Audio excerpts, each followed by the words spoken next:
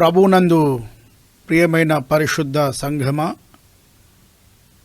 ఈ నూతన మాసం జూలై మాసంలోని ఫస్ట్ సండే దైవారాధన స్టూవర్షిప్ సండే ఆరాధనలోకి మిమ్మల్ని అందరినీ ప్రేమతో ప్రార్థనపూర్వకంగా ఆహ్వానించుతూ ఉంటున్నాను. ప్రార్థనతో దేవుని సహాయం కోరి దేవుని స్తుతించి ఆరాధించి ఆరాధనను మనం ప్రారంభించుకుందాము. ప్రార్థన. కృపగల మా తండ్రి, పరిశుద్ధుడవైన దేవా, మాకు మీరు అనుగ్రహించి ఉన్న ఘనత, మీ స్వారూప్యత, చెదిరిపోయున్న ఇట్టి పవిత్ర దైవ రూపమును మా పాపములను క్షమించుట కొరకై శిలువయందు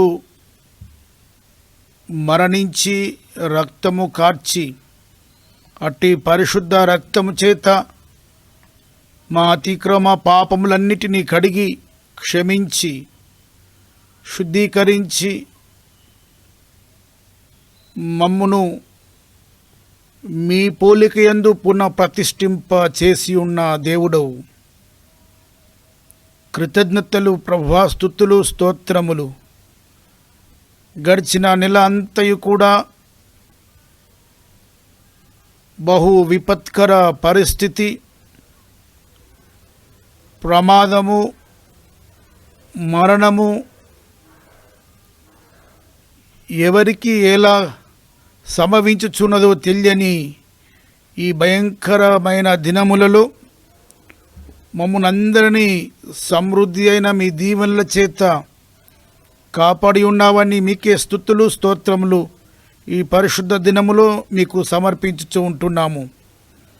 కాపాడే దేవుడవు, సంరక్షించే దేవుడవు అని మీ శిలువ శక్తి మమ్మల్ని ఆదరించి జీవించే యోగ్యత ప్రసాదించి ఉన్నందులకై కృతజ్ఞతలు ప్రభువా. ఈ పరిశుద్ధ దినము, ఈ నూతన మాసములో తొలి దైవారాధన, ఈ స్టూవర్షిప్ సండే ప్రభువా, మేము మీ యందు ఆనందించులాగున, మిమ్మును నిజమైన హృదయాలతో పవిత్ర ఆత్మచేత ఆరాధించులాగున సహాయమును దయచేయండి ప్రభువా. పరిశుద్ధ సంఘ సభ్యులు, కుటుంబీకులు వారి గృహము మీ కొరకై ఆలయముగా చేసుకొని, వారి గృహమందు కుటుంబముగా కూడుకొని ప్రభువా భక్తి శ్రద్ధలతో ఈ ఆరాధనలో ఏకీభవించి ఉంటున్నారు. దయగల మా తండ్రి, మీ పరలోకపు దృష్టి వారందరిపై ఉంచి మీ ఆత్మను దయచేయమని, ఈ ఆరాధన ఆశీస్సులు ఆలయము గుండా ప్రతి కుటుంబం, వ్యక్తి పొందులాగున సహాయము దయచేయమని యేసు పేరిటనే ప్రార్థించి వేడుకుంటున్నాం తండ్రి, ఆమెన్.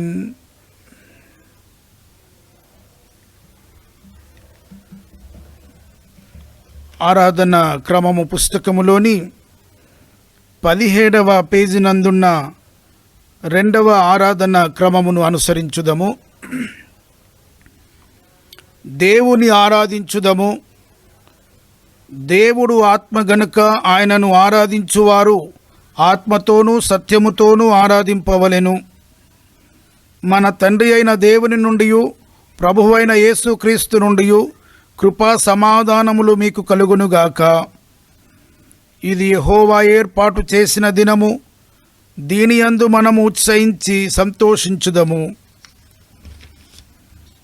ఓ ప్రభువా, మా పెదవులు తెరువుము, అప్పుడు మా నోరు నీ స్తుతిని ప్రచురపరచును. తండ్రికిని, కుమారునికిని, పరిశుద్ధాత్మకును మహిమ కలుగునుగాక. ఆది అందును ఇప్పుడును ఎల్లప్పుడూ ఉండునట్లు యుగయుగములకును కలుగునుగాక. ఆమెన్. తండ్రివైన దేవా, మీ శక్తి వల్లను జ్ఞానం వల్లను సమస్తమును సృష్టించినందుకును, మీ ప్రియకుమారుని మాకు రక్షకునిగా ఇచ్చుట వలన లోకమును ఎంతో ప్రేమించి ఉన్నావని రుజువుపరచునందుకును మిమ్మను స్తుతించుతూ ఉన్నాము. కుమారుడవైన దేవా, మా అపరాధముల నిమిత్తము అప్పగింపబడిన నీవు తిరిగి లేచుట వలన మమ్మను నీతిమంతులుగా చేయుటకు పాపము తప్ప అన్ని విషయములలో మావలే చేయబడినందులకై మిమ్మను స్తుతించుచూ ఉన్నాము. పరిశుద్ధాత్ముడవైన దేవా, సత్యమంతటిలోనికి నడిపించి మా హృదయములలో దేవుని ప్రేమను కుమరించుచున్నందులకై మిమ్మను స్తుతించుచూ ఉన్నాము.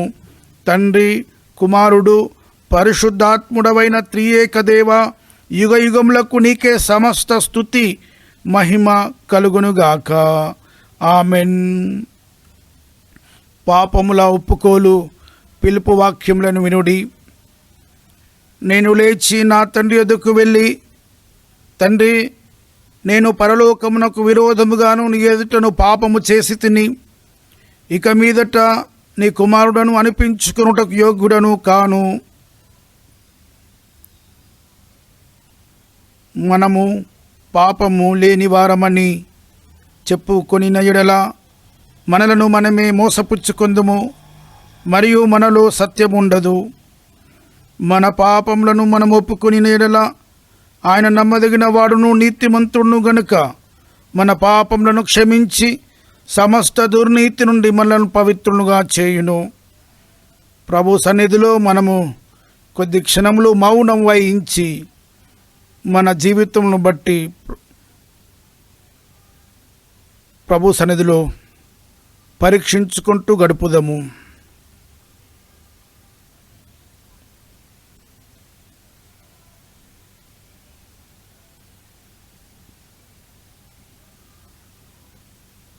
సర్వశక్తిగల దేవుని ఎదుట మన పాపములను వినయముతో ఒప్పుకొందము.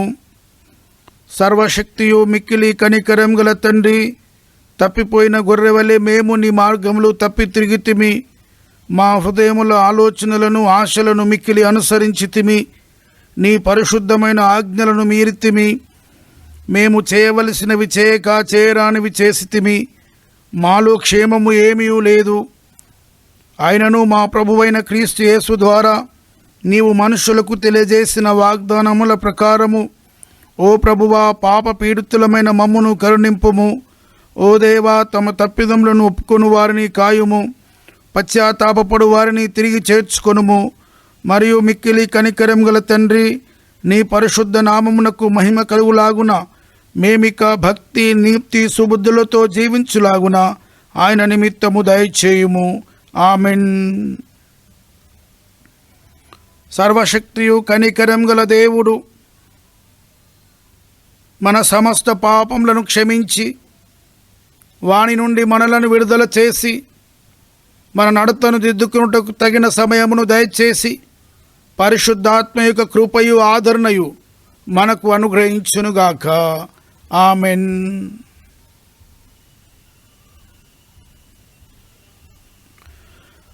పరిశుద్ధ బైబిల్ గ్రంథం నుండి దేవుని వాక్కులు చదవగా విందము.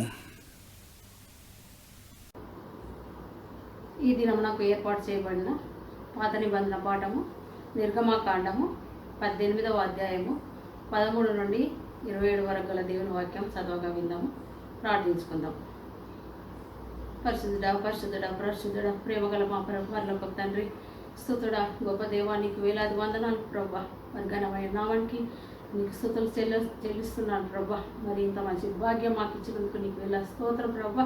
మరి మీ ఆలయంలో చేరి స్తుతించే భాగ్యం మాకు లేకున్నాను ప్రభా. మరి మీ ఇళ్లలో ఉండి నేను స్తుతించుటకు, నేను ఆరాధించుటకు మాకు ఇచ్చిన భాగ్యంకు వందనాలు ప్రభా.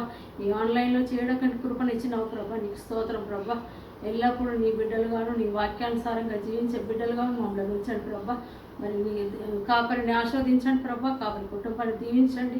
నీ వాక్యం విత్తనై ఉంటుండగా ప్రభా, మరి వాక్యానుసారంగా మేము జీవించే కృపను మాకు దయచేయండి ప్రభా. చేసి ప్రతి కీడు నుండి మమ్మల్ని తప్పిస్తున్నావు ప్రభా. మరి కరోనా వైరస్ను నువ్వు లయపరచండి ప్రభా. ప్రతి కుటుంబాన్ని నీకు గుడారం కప్పి నీ కృపలో భద్రపరిచి నీ మేలతో మమ్మల్ని తృప్తిపరచండి ప్రభా. స్తోత్రం ప్రభా. అనారోగ్యంతో బాధపరిచిన బిడ్డలను ముట్టి స్వస్థపరచండి. ప్రతి కీడు అపాయం నుండి తప్పించండి ప్రభా. ఏ హాని అపాయం కలగకుండా నీవే తోడయ్యండి మాకు. నీ కృపలో నీ చెల్లనైనా నీ చేతి నీడలో మమ్మల్ని కాచి కాపాడండి ప్రభా. స్తోత్రం అయ్యా యేసయ్య. మరి నీ సంఘ కాపరులను ఆస్వాదించండి, మరి సంఘ పెద్దలను దీవించండి, స్టువార్డ్ను దీవించండి ప్రభా. మరి సంఘ నాయకులను దీవించండి ప్రభా. మరి వారు చేసిన సేవను నీవు కాచి కాపాడండి ప్రభా. ప్రతి కీడు నుండి వారి ఆరోగ్యం తెచ్చండి. వారు చేసిన పనులన్నింటిలో నువ్వు తోడండి. ప్రతి హక్కుల అవసరం తీర్చండి ప్రభా.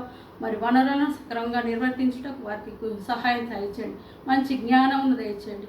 బాధ్యతాయుతంగా పనిచేయటకు నీ కృపను అనుగ్రహించండి ప్రభా. స్తోత్రం అయ్యా, వందనాలు యేసయ్యా.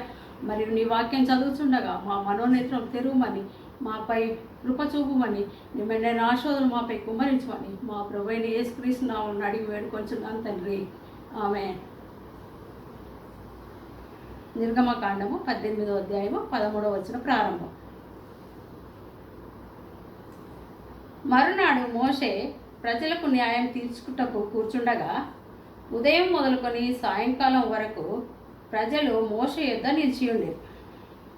మోషే ప్రజలకు చేసినదంతయు అతని మామ చూచి, నీవు ఈ ప్రజలకు చేయుచున్న ఈ పని ఏమిటి? ఉదయం మొదలుకొని సాయంకాలం వరకు నీవు మాత్రం కూర్చుండగా ప్రజలందరూ నీ యొద్ద నిలిచి ఉండనేలా అని అడగగా, మోషే, దేవుని తీర్పు తెలిసి కొనుటకు ప్రజలు నా యొద్దకు వచ్చెదరు. వారికి వ్యాజ్యం ఏదైనాను కలిగిన ఎడల నా యొద్దకు వచ్చెదరు. నేను వారి విషయము న్యాయము తీర్చి దేవుని కట్టడలను ఆయన ధర్మశాస్త్ర విధులను వారికి తెలుపుచున్నానని తన మామతో చెప్పాను. అందుకు మోషే మామ అతనితో, నీవు చేయుచున్న పని మంచిది కాదు. నీవును నీతోనున్న ఈ ప్రజలను నిశ్చయంగా నలిగిపోవుదురు. ఈ పని నీకు మిక్కిలి భారం. అది నీవు ఒక్కడవే చేయజాలవు. కాబట్టి నా మాట వినుము. నేను నీకొక ఆలోచన చెప్పెదను. దేవుడు నీకు తోడయుండును. ప్రజల పక్షంన నీవు దేవుని సముఖమందు ఉండి వారి వ్యాజ్యములను దేవుని యొద్దకు తేవలెను. నీవు వారికి ఆయన కట్టడలను ధర్మశాస్త్ర విధులను బోధించి వారు నడవవలసిన త్రోవను, వారు చేయవలసిన కార్యములను వారికి తెలుపవలెను. మరియు నీవు ప్రజలందరిలో సామర్థ్యము, దైవభక్తి, సత్యాసక్తి కలిగి లంచగొండులు కాని మనుషులను ఏర్పరచుకొని 1000 మందికి ఒకనిగాను, 100 మందికి ఒకనిగాను, 50 మందికి ఒకనిగాను, 10 మందికి ఒకనిగాను వారి మీద న్యాయాధిపతులను నియమింపవలెను. వారు ఎల్లప్పుడూ ప్రజలకు న్యాయం తీర్చవలెను. అయితే గొప్ప వ్యాజ్యములన్నిటినీ నీ యొద్దకు తేవలెను. ప్రతి అల్ప విషయమును వారే తీర్చవచ్చును. అట్లు వారు నీతో కూడా ఈ భారమును మోపిన ఎడల నీకు సులువుగా ఉండును. దేవుడు ఈలాగు చేయుటకు నీకు సెలవిచ్చిన ఎడల నీవు ఈ పని చేయుచు దాని భారమును సహింపగలవు. మరియు ఈ ప్రజలందరూ తమ తమ చోట్లకు సమాధానంగా వెళ్ళుదురని చెప్పాను. మోషే తన మామ మాట విని అతడు చెప్పినదంతయు చేశాను. ఇశ్రాయేల్ అందరిలో సామర్థ్యం గల మనుషులను ఏర్పరచుకొని 1000 మందికి ఒకనిగాను, 100 మందికి ఒకనిగాను, 50 మందికి ఒకనిగాను, 10 మందికి ఒకనిగాను న్యాయాధిపతులను ఏర్పాటు చేసి వారి ప్రజల మీద ప్రధానులుగా నియమించెను. వారెల్లప్పుడూ ప్రజలకు న్యాయం తీర్చువాడు. వారు కఠిన వ్యాజ్యములను మోషే యొద్దకు తెచ్చు స్వల్ప వ్యాజ్యములను తామే తీర్చుచూ వచ్చిరి. తరువాత మోషే తన మామను పంపివేయగా అతడు తన స్వదేశమునకు వెళ్ళెను. ఇంతటితో ఈ బైబిల్ పాఠం సరే.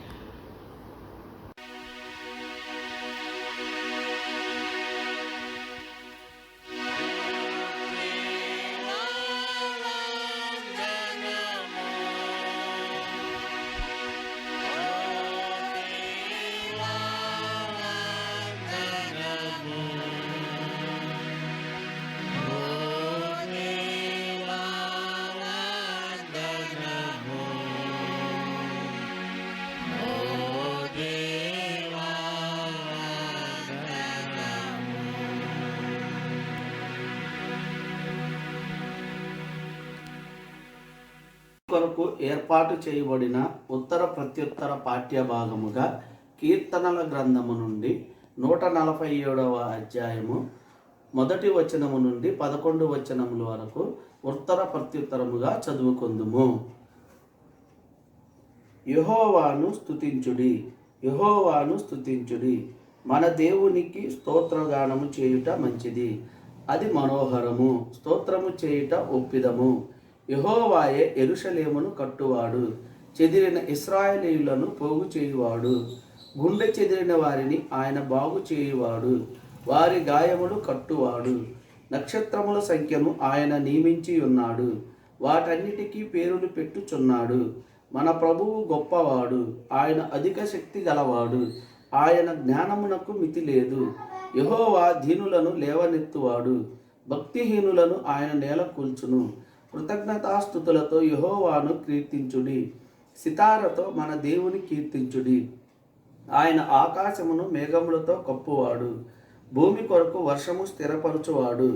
పర్వతముల మీద గడ్డి మొలిపించువాడు, పశువులకును అరుచుచుండు పిల్లకాకులకును ఆయన ఆహారం ఇచ్చువాడు. గుర్రముల బలము యందు ఆయన సంతోషించడు, నరుల కాలి శక్తి యందు ఆయన ఆనందించడు. తన యందు భయభక్తులు గలవారి యందు, తన కృప కొరకు కనిపెట్టు వారి యందు యెహోవా ఆనందించువాడై ఉన్నాడు. ఇంతటితో ఈ వాక్యము సరి.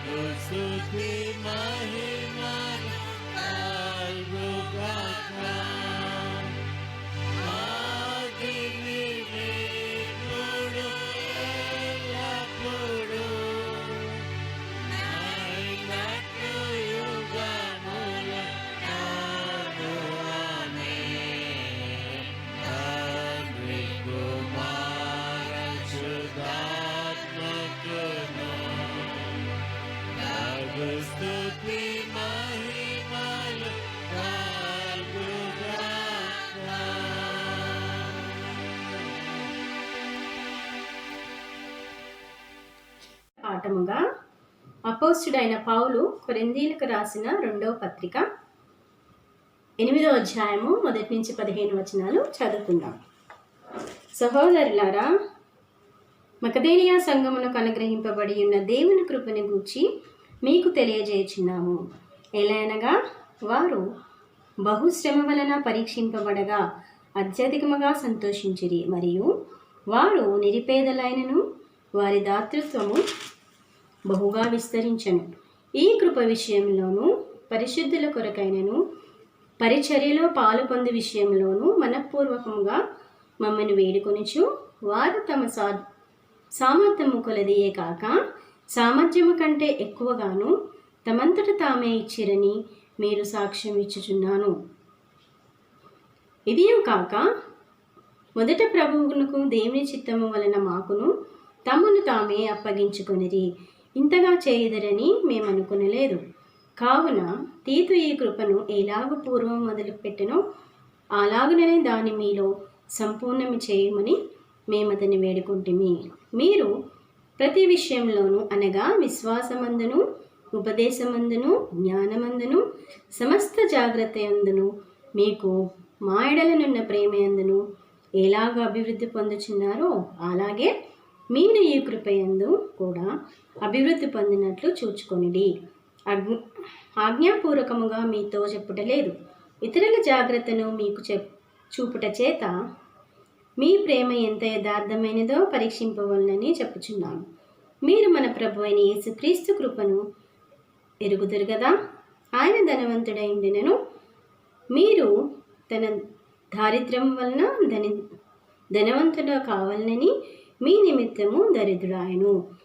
ఇందును గూర్చి నా తాత్పర్యము చెప్పుచున్నాను. సంవత్సరము కిందటనే ఈ కార్యము చేయట ఎందే కాక చేయ తలపెట్టిన కూడా మొదటి వారై ఉండినను మీకు అది చాలును. కావున తలపెట్టుటకు సిద్ధమైన మనస్సు మీలో ఎలా కలిగినో అలాగే మీ కలిమి కొలది సంపూర్తి ఎగునట్లు మీరు ఆ కార్యమును ఎప్పుడు నెరవేర్చుడి. మొదట ఒకడు సిద్ధమైన మనస్సు కలిగి ఉంటే శక్తికి మించి కాదు కానీ కలిమి కొలదియే ఇచ్చినని ప్రీతికరమవును. ఇతరులకు సుఖమును మాకు కష్టమును కలగవలనని ఇది చెప్పుటలేదు కానీ నిండుగా కూర్చుకొని వానికి ఎక్కువ మిగలలేదని, కొంచెముగా కూర్చుకొని వానికి తక్కువ కావాలని వ్రాయబడిన ప్రకారము అందరికీ సమానముగా ఉండు నిమిత్తము ప్రస్తుతమందు మీ సమృద్ధి వారి సమృద్ధి మీ అక్కరకును సహాయమై ఉండవలనని ఇలాగూ చెప్పుచున్నాను. ఇంతటితో పత్రిక పాఠము సరి.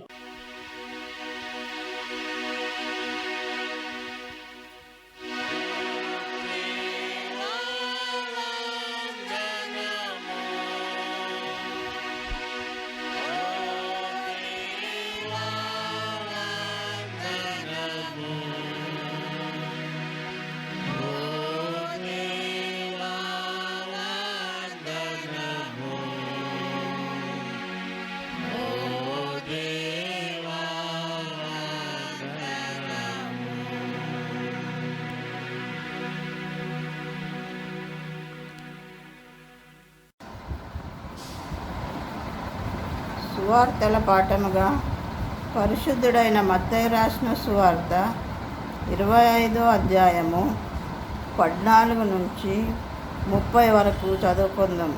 పరిశుద్ధుడైన మత్తయి రాసిన సువార్త 25వ అధ్యాయము 14వ వచనం నుంచి 30 వచనం వరకు చదువుకుందాం. పరలోక రాజ్యం. ఒక మనుషుడు దేశాంతరమున ప్రయాణమై తన దాసులను పిలిచి తన ఆస్తిని వారికి అప్పగించినట్టుండును. అతడు ఒకనికి 5 తలాంతులను, ఒకనికి 2, ఒకనికి 1 ఎవని సామర్థ్యం చొప్పున వానికిచ్చి వెంటనే దేశాంతరమునకు పోయాను. 5 తలాంతులు తీసుకొనిన వాడు వెళ్ళి వాటితో వ్యాపారం చేసి మరి 5 తలాంతులు సంపాదించెను. అలాగుననే 2 తీసుకొనిన వాడు మరి 2 సంపాదించెను.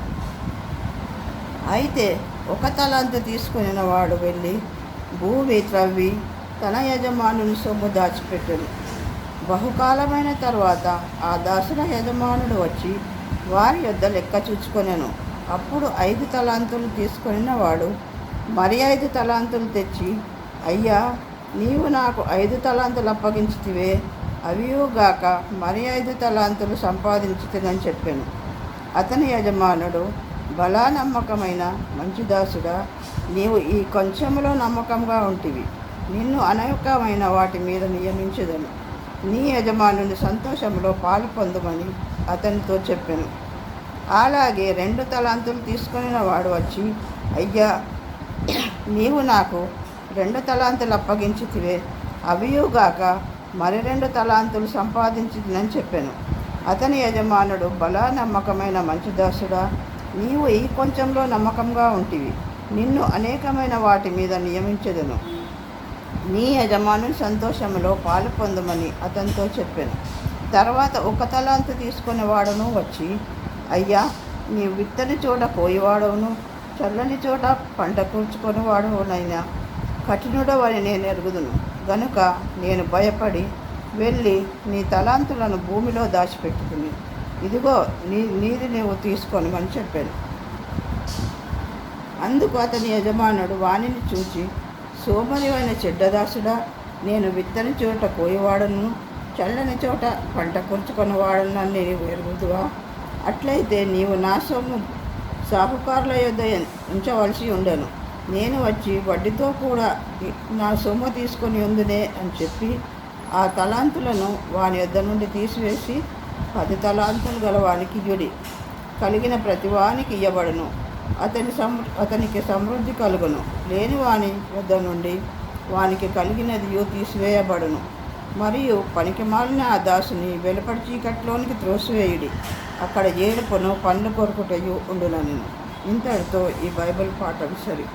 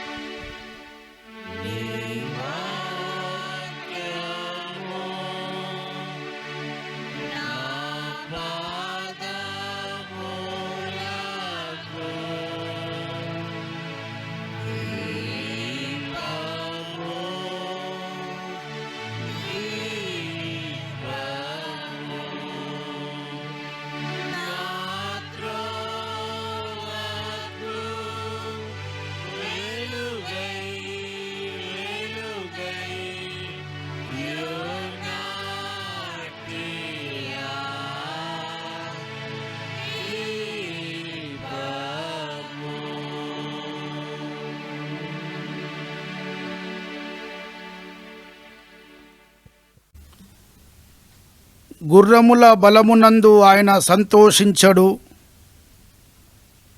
నరుల కాలి సత్తువయందు ఆయన ఆనందించడు. తనయందు భయభక్తులు గల వారి యందు, తన కృప కొరకు కనిపెట్టు వారి యందు యెహోవా ఆనందించువాడై ఉన్నాడు. ప్రార్థన. మాకు విమోచకుడా, ఆశ్రయదుర్గమైన దేవా, మీ అమూల్యమైన వాక్కులను ధ్యానించ మీ ఆత్మ సన్నిధానంలో మేమందరము శుద్ధ హృదయాలతో మీ కృపా సింహాసనం ఎదుట కనిపెట్టుకొని ఉంటుండగా నాయన, మాకు ఈ కొద్ది సమయము పరలోక భూలోక విషయములందు ప్రయోజనకరముగా ఉండులాగున సహాయము దయచేయమని ప్రభువా, మీ స్వరము మేము వినున్నట్లుగా మా హృదయములను తెరువమని యేసు దివ్య నామమున ప్రార్థించి వినయంతో వేడుకుంటున్నాము స్వామి. ఆమెన్. దేవుని పవిత్ర నామమునకు మహిమ కలుగునుగాక. మీకు నిండు హృదయాలతో ప్రేమపూర్వకంగా ప్రభు యొక్క వాక్యములోకి ధ్యానంలోకి ఆహ్వానించుచూ ఉన్నాను. ప్రియమైన సంఘమా, పెద్ద వయసులో ఉన్నవారు, స్త్రీ పురుషులు, యవన బిడ్డలు, చిన్నలు అందరూ మీరు మీ కుటుంబములలో సంతోషంగా ఆరోగ్యంగా ఉన్నారని ఎంచి నేను మిమ్మును బట్టి దేవునికి కృతజ్ఞత వందనములు చెల్లించుతూ ఉంటున్నాను. మనము భక్తి జీవితములో, ప్రార్థనా జీవితములో, విశ్వాస జీవితంలో ఎదుగులాగున మనము పెరగాలని, మనము పెంపొందాలని దేవుడు మనకు ఆయుష్నిచ్చి సమయాన్ని ఇస్తూ ఉంటున్నాడు. మరియు ఈ లోకంలో దేవుని బిడ్డలుగా ఆయనకు సాక్షులుగా ఉండాలని, ఆయన ప్రేమను మనము చూయించేలాగా ఉండాలని దేవుడు మనందరి పట్ల ఆశ కలిగి ఉంటున్నాడని జ్ఞాపకం చేసుకొని, ఏ విషయములో, ఏ విధానములో, ఏ చోట నేను నా ప్రభువును కనుపరచులాగున, ఇతరులకు నా యేసయ్యను చూయించులాగున ఉంటున్నాను అని పరీక్షించుకొని ప్రయత్నము చేయడము దీవెనకరం, దేవుని చిత్తమని భావించి మీకు శుభములు, స్వాగతం, దేవుని దీవెనలు తెలియజేయుచుంటున్నాను. కొత్త మాసంలో అడుగుపెట్టాం. మనం 2020 సంవత్సరం ఆరంభించాం. హాఫ్ ఇయర్ గడిచిపోయినది. సెకండ్ హాఫ్లోకి ఎంటర్ అయ్యాం మనం. జూలై 1st సండే స్టూవర్డ్షిప్ సండే, గృహ నిర్వాహకత్వము. దేవుడు మన సంఘమును, ప్రతి కుటుంబమును, మన దేశమును, రాష్ట్రమును దీవించాలని దేవునికి మనందరి ప్రార్థన. ఈ దినము మనము ధ్యానించు అంశము స్టూవర్డ్షిప్, రెస్పాన్సిబుల్ రిసోర్స్ మేనేజ్మెంట్,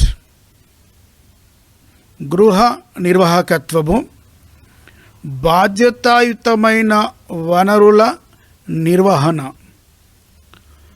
స్టూవర్డ్షిప్ అను పదమునకు తెలుగులో గృహ నిర్వాహకత్వమని తర్జుమా చేయడము జరిగినది. స్టూవర్డ్షిప్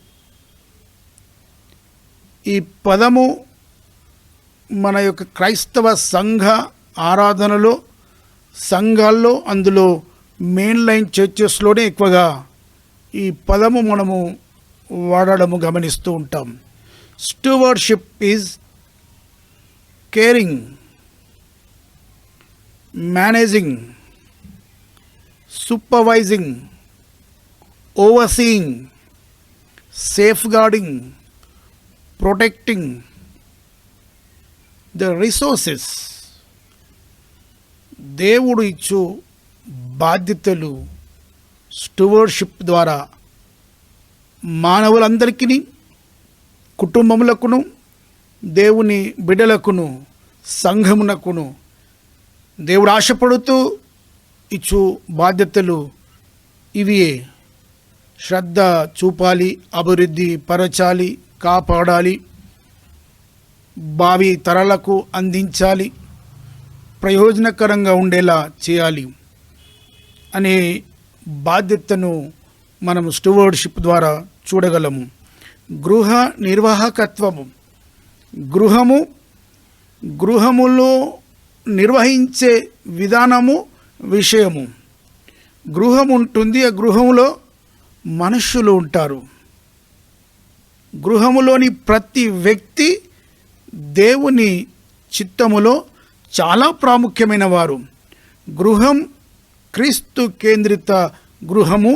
గృహములోని సభ్యులందరూ కూడా దేవుని బిడ్డలు, ప్రియులు, పిల్లలు, ఆయన కుమారులు, కుమార్తెలు, విశ్వాసులు. కావున ప్రతి ఒక్కరి పట్ల దేవుడు ఒక ప్రత్యేకమైన ఉద్దేశము కలిగి ఉన్నాడు. గృహములోని అందరూ ఆయనకు ముఖ్యమే. అందరినీ చూస్తూ ఉంటాడు, అందరినీ దీవిస్తాడు, మరియు అందరికీ తన బాధ్యతలు ఇస్తాడు. గృహములోని ప్రతి ఒక్కరూ కూడా బాధ్యత కలిగి ఉన్నవారు అని జ్ఞాపకం చేయబడుతున్నాం. ప్రతి ఒక్కరూ కూడా గృహ సంబంధమైన నిర్వహణలో అందరూ పాలిభాగస్తులై ఉండడము అవసరమని తెలియజేయబడుతున్నాం.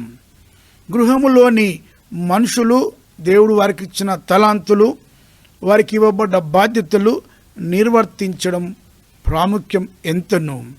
మరియు అట్టి గృహమునకు ఇవ్వబడే ఆశీర్వాదాలు, మేళ్ళు, ఆ ఇంటిలోకి ప్రవేశించే దీవెనలు, అనగా ఆ ఇంటి వారు పొందే సకల వనరులు, ఇంటిలోనికి దేవుని పేరట వచ్చునవి, ఇంటి నుండి వెలునవి కూడా గృహ నిర్వాహకత్వము. మనుషులు ప్రాముఖ్యతనే ఆ గృహములోని వారు, ఆ గృహమునకు వచ్చునవి, ఆ గృహము నుండి వెళ్ళున్నవి కూడా ఈ గృహ నిర్వాహకత్వము ప్రాముఖ్యతయే. బాధ్యతాయుతమైన వనరుల నిర్వహణ. వనరులు, రిసోర్సెస్, దేవుడు ఇచ్చిన వనరులున్నాయి. మనము లేదా ఈ లోకములోని ఏ మానవులు కూడా తొందరపడవలసిన అవసరం లేదు.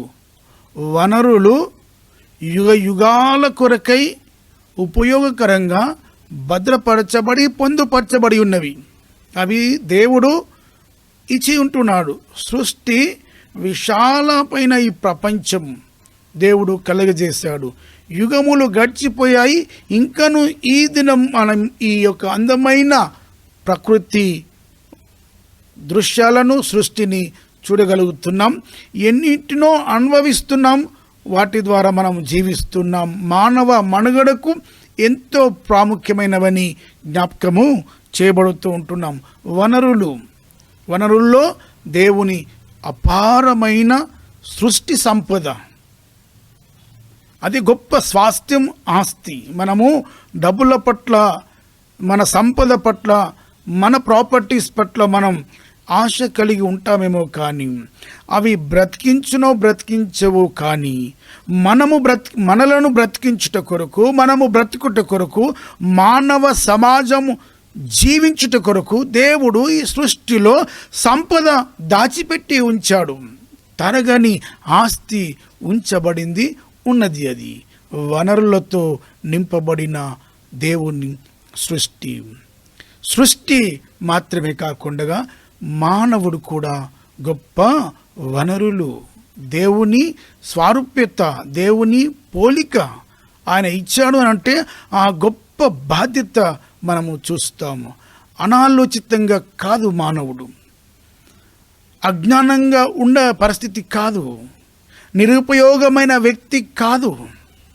ప్రయోజకుడు మేలుకరంగా, బాధ్యతాయుతంగా జీవించవలసిన వారై ఉంటున్నారు. ఇక్కడ ఈ సృష్టిలో ప్రకృతిలో పక్షులు జంతువులే బాధ్యత కలిగి ఆ బాధ్యతలు నెరవేరుస్తున్నాయే, మానవులు ఎంత బాధ్యత వహిస్తూ ఉంటున్నారు. మానవాళి అందరూ కూడా వారికి ఇవ్వబడిన బాధ్యతలు బహు నమ్మకంగా నిర్వర్తిస్తున్నారు. కాబట్టి ఈ మానవ మనుగడ పొందుతూ ఉంటున్నాం. ఓ గొప్ప ఆఫీసర్ ఉంటాడు, ఓ అధికారి ఉంటాడు, ఓ బాధ్యత కలిగినటువంటి వ్యక్తులు ఉంటారు. వారు బహు నమ్మకంగా నిర్వర్తిస్తున్నారు. కాబట్టి ప్రపంచం, ఈ మానవాళి ముందుకు సాగుతూ ఉంటున్నది. చాలా చక్కగా నిర్వర్తిస్తుంటున్నారు, నమ్మకంగా నిర్వర్తిస్తుంటున్నారు, లోబడి బాధ్యతను చక్కగా కొనసాగిస్తూ ఉంటున్నారు. దేవునికి స్తోత్రం. అట్టి మానవుల పట్ల దేవుడు మహిమపరచబడుతుంటున్నాడు, భావితరాలు అనుభవించగలుగుతూ ఉంటున్నారు. బాధ్యతాయుతమైన వనరుల నిర్వహణ అనే అంశమును మనము నేడు బైబిల్ గ్రంథమును వాక్యమును చదవగా విని ఉంటున్నాము.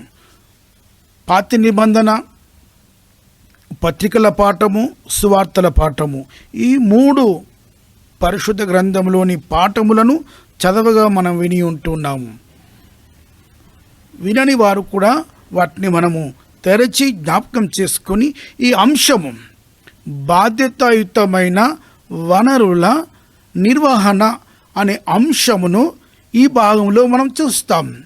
దేవుని వాక్యములో ఈ అంశమును మనకు దేవుడు ఏమి నేర్పించబోతున్నాడు, ఏమి తెలుసుకునవలసి ఉంది, ఇంకా దేవుడు తన చిత్తాన్ని ఏ విధంగా ఈ అంశము ద్వారా ఈ వాక్యములో నుండి మనకు నేర్పించబోతున్నాడు జ్ఞాపకము చేసుకుంటూ ప్రార్థన పూర్వకంగా వేచి ఉండగా దేవుడు మన హృదయాలను వాక్యము చేత ఆశీర్వదించబోతున్నాడని జ్ఞాపకం చేస్తుంటున్నాను.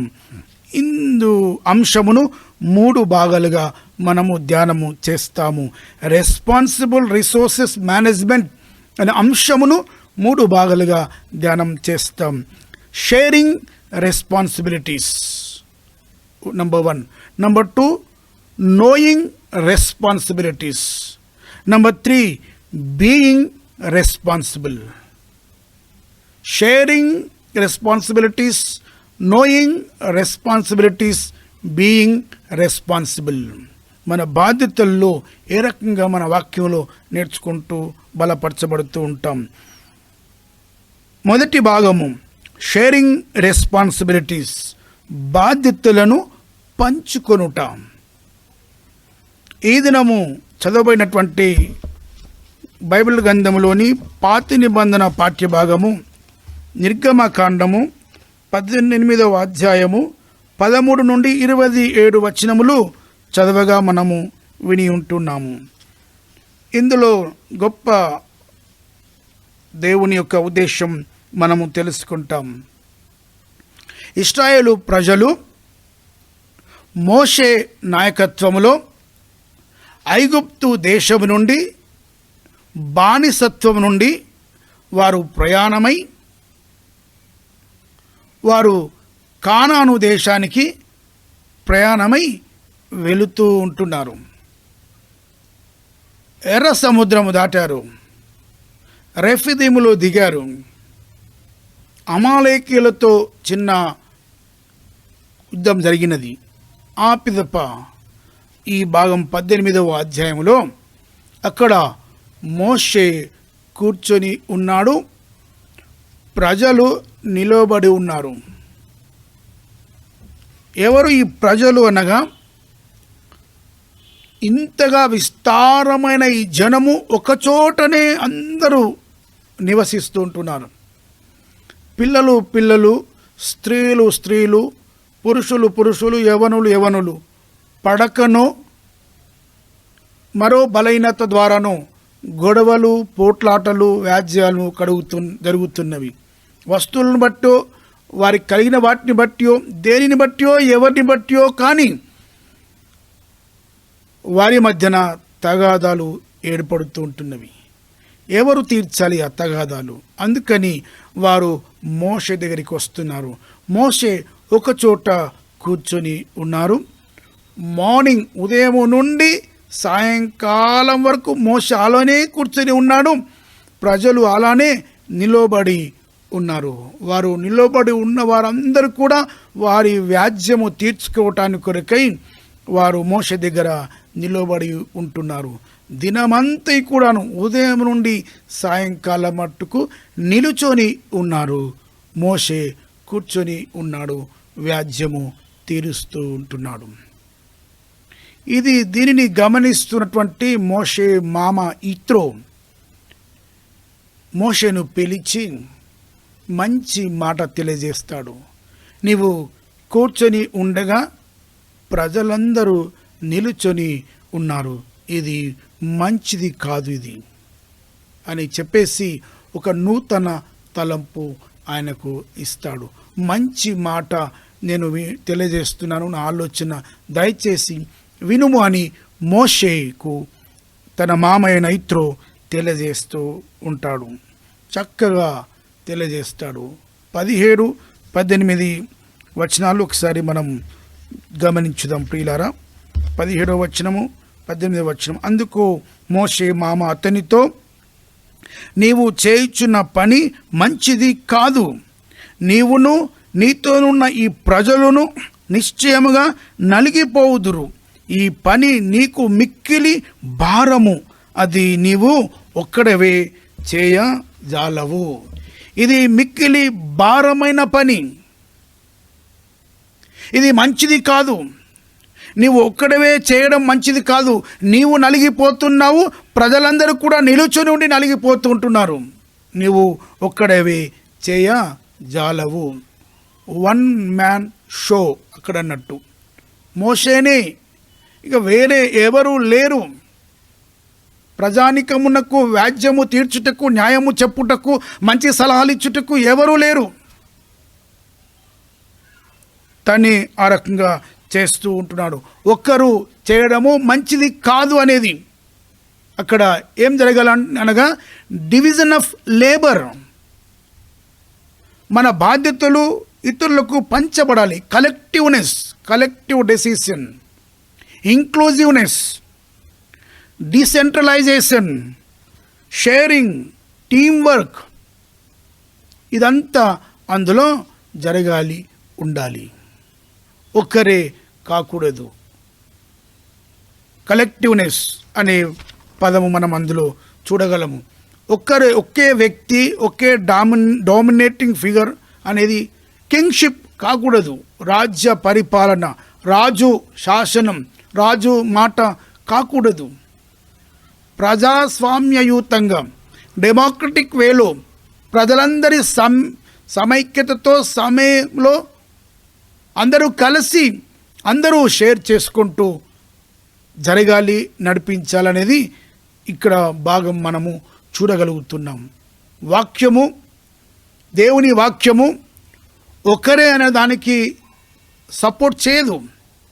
అందరూ కలిసి అందరూ చేసుకోవాలనేసి, ఒకరికే ప్రాధాన్యత, ఒకరు మాత్రమే, oneness, no single domination in everywhere. అది ఫ్యామిలీ అయినా, సంఘమైనా, సమాజమైనా, ఎక్కడైనా కూడా కలెక్టివ్గా అందరూ కలిసి ఉమ్మడి నాయకత్వం, ఉమ్మడి ఆలోచన, కలిసి కూర్చొని అందరూ కలిసి పాలి భాగస్తులు కావాలి.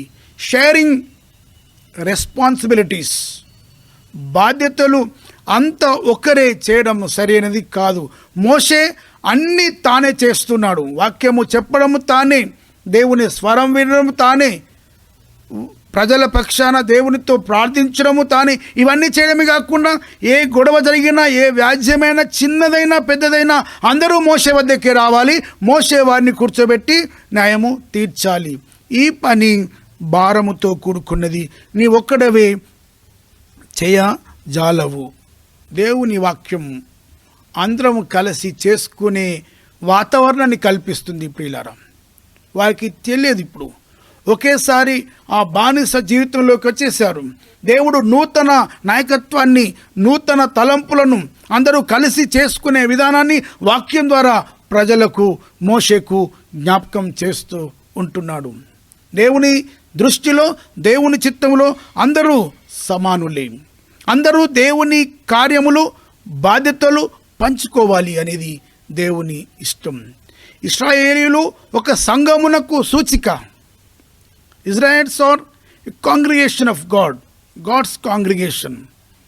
దేవుని విశ్వాస ప్రజలు వారు. వారిని నడిపించుటకు, వారిని బలపరచుటకు, వారిని పరిపాలించుటకు ఈ రెస్పాన్సిబిలిటీస్ అనేవి అందరికీ అందబడాలి, పంచుకోవాలి అనేది ఇక్కడ మనము చూడగలుగుతాం. బాధ్యతాయుతమైన వనరుల నిర్వహణ. వనరులను నిర్వహించాలి అనంటే ఆ బాధ్యతను మనం పంచుకోవాలి.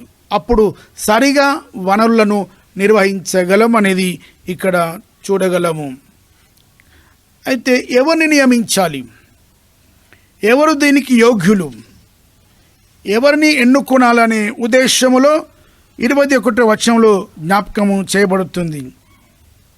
మరియు నీవు ప్రజలందరిలో సామర్థ్యము, దైవభక్తి, సత్యాసక్తి కలిగి లంచగొండులు కాని మనుషులను ఏర్పరచుకొని.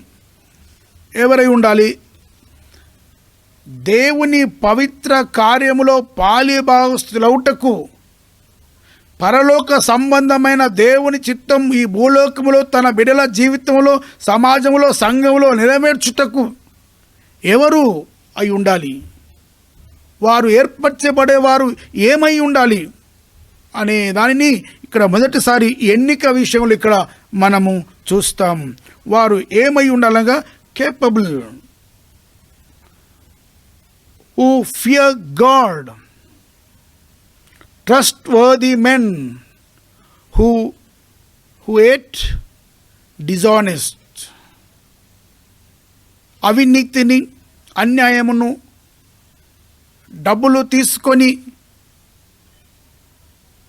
మనుషులను బట్టి న్యాయము తీర్చి, తనకు వారితో ఉన్న సంబంధాన్ని బట్టి ఇరువురి వ్యాజ్యాన్ని న్యాయము తీర్చుటకు, ప్రజలలో సమాధానం కల్పించుటకు ఆ ఇశ్రాయేలు ప్రజలు ఆ సంఘమునకు నాయకత్వాన్ని వహించేవారు ఏమై ఉండవలెను అనగా సామర్థ్యం కలిగి ఉండాలి. కేపబిలిటీ. అన్ని విషయాల్లో, అన్ని వేళల్లో, అన్ని సందర్భాల్లో, అన్ని సమయాల్లో అందుబాటులో ఉండగలిగిన వారై ఉండాలి. అన్నింట్లో పంచుకునేవారై ఉండాలి. అన్నిట్లో మాట్లాడేవారై ఉండాలి. నిలబడేవారై ఉండాలి. సామర్థ్యం అనగా తప్పించుకునే ధోరణి కాకూడదు. ధైర్యవస్తులు కావాలి. ప్రతి సమస్య బట్టి నిలబడి దానికి సరి అయినటువంటి సమాధానం ఇవ్వగలిగిన, నిలబడగలిగిన, మాట్లాడగలిగినటువంటి ఆ మనోధైర్యం, ఆ సమర్థత ఉండాలనేది జ్ఞాపకము చేయబడుతూ ఉంటుంది. దేవుని యందు భయము, భక్తి గలవారు. నాయకత్వ లక్షణాల్లో దేవుడంటే భయం. మనుషులకు భయపడడం కాదు, దేవునికి భయపడేవారు కావాలి. దేవుని భయం లేకుండగా మనుషులను సరిగా నడిపించలేరు. దేవుని భయం ఉంటున్నప్పుడు ఈ నడిపించే నాయకత్వంలో చక్కగా నడిపించటానికి వీలు ఉంటుంది. దేవుని పట్ల అపారమైన భయము, భక్తి కలిగి ఉన్నవారై ఉండాలని. సత్యాశక్తులు, సత్యం మీదనే, మనుషులను బట్టి కాదు. సత్యము, న్యాయం, నీతి దీనిని బట్టి తీర్పు తీర్చేవారు, మాట్లాడేవారు కావాలి. సత్యాశక్తి. Trustworthy men who hate dishonest. డబ్బులు తీసుకొని వారి ద్వారా మేళ్ళు పొంది, గిఫ్టులు, బహుమానాలు పొంది న్యాయము తీర్చే లక్షణం ఉండకూడదు. ఇశ్రాయేలు అనే సంఘం, దేవుని ప్రజలు, వారికి నాయకత్వాన్ని అందించుటకు ఏమై ఉండాలి? దేవుని పరిశుద్ధ సంఘం, ఆయన స్వరక్తమిచ్చి సంపాదించిన సంఘములో దేవుని ప్రజల సేవ చేయుటకు దేవుని పేరట ఏమై ఉండాలి అనగా వారు ఒక ప్రత్యేకమైన గుణ లక్షణాలు కలిగిన వారై ఉండాలి. సమర్థత కలిగిన వారై ఉండాలి. దేవుడు అంటే భయము, భక్తి కలిగిన వారై ఉండాలి. సత్యమును బట్టి మాట్లాడేవారు కావాలి. తప్పుడు విధానమునకు వారు అవలంబించకూడదు. ప్రలోభాలకు లొంగిపోయేవారు కాకూడదు. ఇలాంటి వారు అయి ఉండాలి. అనగా షేరింగ్ ఆఫ్ రెస్పాన్సిబిలిటీస్, ఎవరు షేర్ చేసుకోవాలి ఈ రకంగా. ఒకవేళ ఈ బాధ్యతలు ఎవరైతే తీసుకుంటారో, ఎవరికైతే అప్పగింపబడతాయో దేవుని సంఘములో, ఈ బాధ్యతలు తీసుకునే వారిలో సమర్థత లేకపోతే, దేవుని పట్ల భయము భక్తి లేకుండా ఉంటే, సత్యమైన దాని యందు మనసు పెట్టే లక్షణం లేకపోతే, అవినీతి, డబ్బుల పట్ల వీటి పట్ల ఆసక్తి లేకుండా ఉండి ఆ మనసు కలిగి ఉంటే ఎలా చక్కగా నాయకత్వాన్ని అందించగలం? దేవుడు కోరుతుంటున్నాడు, సంఘం పవిత్రమైనది. ఇట్టి సంఘమునకు, పవిత్రమైన పరిశుద్ధమైన సంఘమునకు పవిత్రమైన మనసు లక్షణాలు కలిగిన వారై ఉండాలి. మంచి మనసు, యథార్థమైన మనసు, దైవికమైన మనసు, యేసు రక్తములో కడగబడిన మనసు, ప్రజల హృదయాలు, ప్రజల జీవితాల కొరకు యథార్థంగా పనిచేసే మనసు, దేవునికిని ప్రజలకును మధ్యవర్తి అయి ఉండే మనసు, దేవుడు చెప్పిన దాన్ని ప్రజలకు చెప్పే మనసు, ప్రజల కష్టాలను దేవుని సన్నిధికి తీసుకుని వెళ్ళే మనసు కలిగిన వారై ఉండాలని జ్ఞాపకము చేయబడుతున్నాం. చాలా సంఘాల్లో ఇలాంటి నాయకత్వం కలిగిన వారు ఉన్నారు కాబట్టి సంఘం ఆధ్యాత్మికంగా అభివృద్ధి అవుతుంది. ప్రియులారా, యథా రాజా తథా ప్రజ. సంఘమునకు నాయకత్వాన్ని అందించేవారు చక్కని మాదిరికరమైన వారై ఉంటే సంఘం ఆత్మీయ ఫలాలు పొందుతుంది, పరలోక జ్ఞానం చేత నింపబడుతుంది, సమాధానం ఉంటుంది. సంఘంలో సమాధానం, సంఘంలో నెమ్మది, సంఘంలో ఐక్యత ఎందుకు ఉండవండి? ఎందుకు దొరకవు? ఎందుకు పొందలేకపోతాం మనం? అది ఓ పెద్ద విద్యనా? అది మన పరిధిలో లేనిది. అది సాంకేతికమైన ఇంకా టెక్నాలజీ కావాలా? దాని కొరకు ప్రత్యేకమైన విద్య కావాలా? ఇంకెవరో మధ్యవర్తులు కావాలా?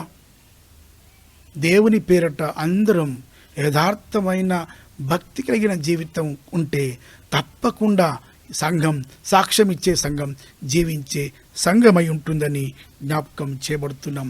ఈ యొక్క అధ్యాయంలో ఈ మోషే ప్రజలకు నాయకత్వాన్ని అందించుట కొరకు తను ఏర్పరచుకున్నాడు. ఇత్రో చెప్పినట్టుగానే నియమించాడు. 1000 మందికి ఒకరిని, 100 మందికి ఒకరిని, 50 మందికి ఒకరిని, 10 మందికి ఒక్కరిని చొప్పున వారి సామర్థ్యాన్ని బట్టి ఆయన వారికి న్యాయాధిపతులుగా నియమించాడు. ఇత్రో చెప్పినట్టుగా చేశాడు. సుఖంగా, హాయిగా, సంతోషంగా, ఐక్యంగా, సమాధానంగా ఉన్నారు. ప్రజలు ఇబ్బంది పడకూడదు అనేది దేవుని చిత్తం. ప్రజల యొక్క మేలు, ప్రజల యొక్క బాగోగులు, ప్రజల క్షేమం దేవునికి ఇష్టం. సంఘం యొక్క మెంబర్స్ అందరూ కూడా సమాధానంగా ఉండాలని దేవుని చిత్తం. అందుకు నాయకత్వాన్ని ఆ రకంగా అందించేవారై ఉండాలని దేవుడు ఆశపడుతున్నాడు, కోరుతూ ఉంటున్నాడు. ప్రియమైన వాళ్ళ కాంగ్రిగేషనల్ రెస్పాన్సిబిలిటీస్, ఈ అధ్యాయం ద్వారా sharing responsibilities for congregation, the ministry of God, for the ministry of God, దేవుని సేవ కొరకై ఉపయోగించేవి అని జ్ఞాపకము చేయబడుతుంటున్నాం. ప్రియమైన వాళ్ళరా, దేవుని చిత్తం ఏంటనగా ప్రతి ఒక్కరికి బాధ్యతలు ఇస్తాడు ఆయన. లోకంలో జన్మించాము అనంటే బాధ్యత కలిగి ఉన్నాం.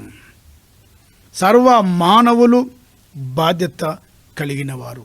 కుటుంబపరమైన బాధ్యతలు ఉంటవి, సంఘపరమైన బాధ్యతలు ఉంటవి, సామాజిక పరమైన బాధ్యతలు ఉంటవి. వాటిని నిర్వర్తించడం మన బాధ్యత. వాటి నిర్వహణ, ఆ వనరులు మనకి ఇవ్వబడినటువంటి బాధ్యతలన్నింటినీ కూడా చక్కగా నిర్వర్తించడం దేవుని చిత్తమని జ్ఞాపకము చేయబడుతూ ఉంటున్నాం. ఎంతటి వారమైన మనం, ఎవరినో బట్టి వారికి బాధ్యతలు ఉన్నవి, నాకు లేవు అని అనుకోకూడదు. నీవు బాధ్యత కలిగిన వ్యక్తివి. నీవు ఏ పరిస్థితిలో ఉన్నా, ఏ స్థితిలో ఉంటున్నా కూడా నీవు దేవుని చిత్తములో ఒక పనిముట్టు, ఒక సాధనము. నీవు దేవుడు నీకు బాధ్యత ఇచ్చి ఉన్నాడని జ్ఞాపకము చేసుకునబడుతున్నాం. నీకు ఆయన పోలిక ఇచ్చాడంటే అది ఒక బాధ్యత ప్రియులారా. బాధ్యత లేనిది కాదు, పోలికనే బాధ్యత. కాబట్టి మనము బాధ్యతను విస్మరించరాదు. మనం బాధ్యత నుండి పారిపోతే దేవుని చిత్తాన్ని మనం, దేవుని యొక్క స్వారూప్యతను మనం అవమానపరిచినట్టుగా ఉంటామని జ్ఞాపకము చేసుకుంటూ ఉన్నాం. దేవుడు అందరికీ బాధ్యతలు ఇస్తాడు. కాకపోతే ఆయన ఇచ్చే బాధ్యత సామర్థ్యాన్ని బట్టి ఉంటుంది. మనం ఏ మేరకు దాన్ని చేయగలమో మనకంటే ఆయనకు తెలుసు. మనం ఫలానా బాధ్యత నిర్వర్తించాలంటే తగిన వారమా కాదా అనేది మనకు తెలియదు. మనకు ఆ పదవి కావాలి, ఆ హోదాలో ఉండాలంటాం. నేను అది పొందాలని ఆశ కలిగి ఉంటాం.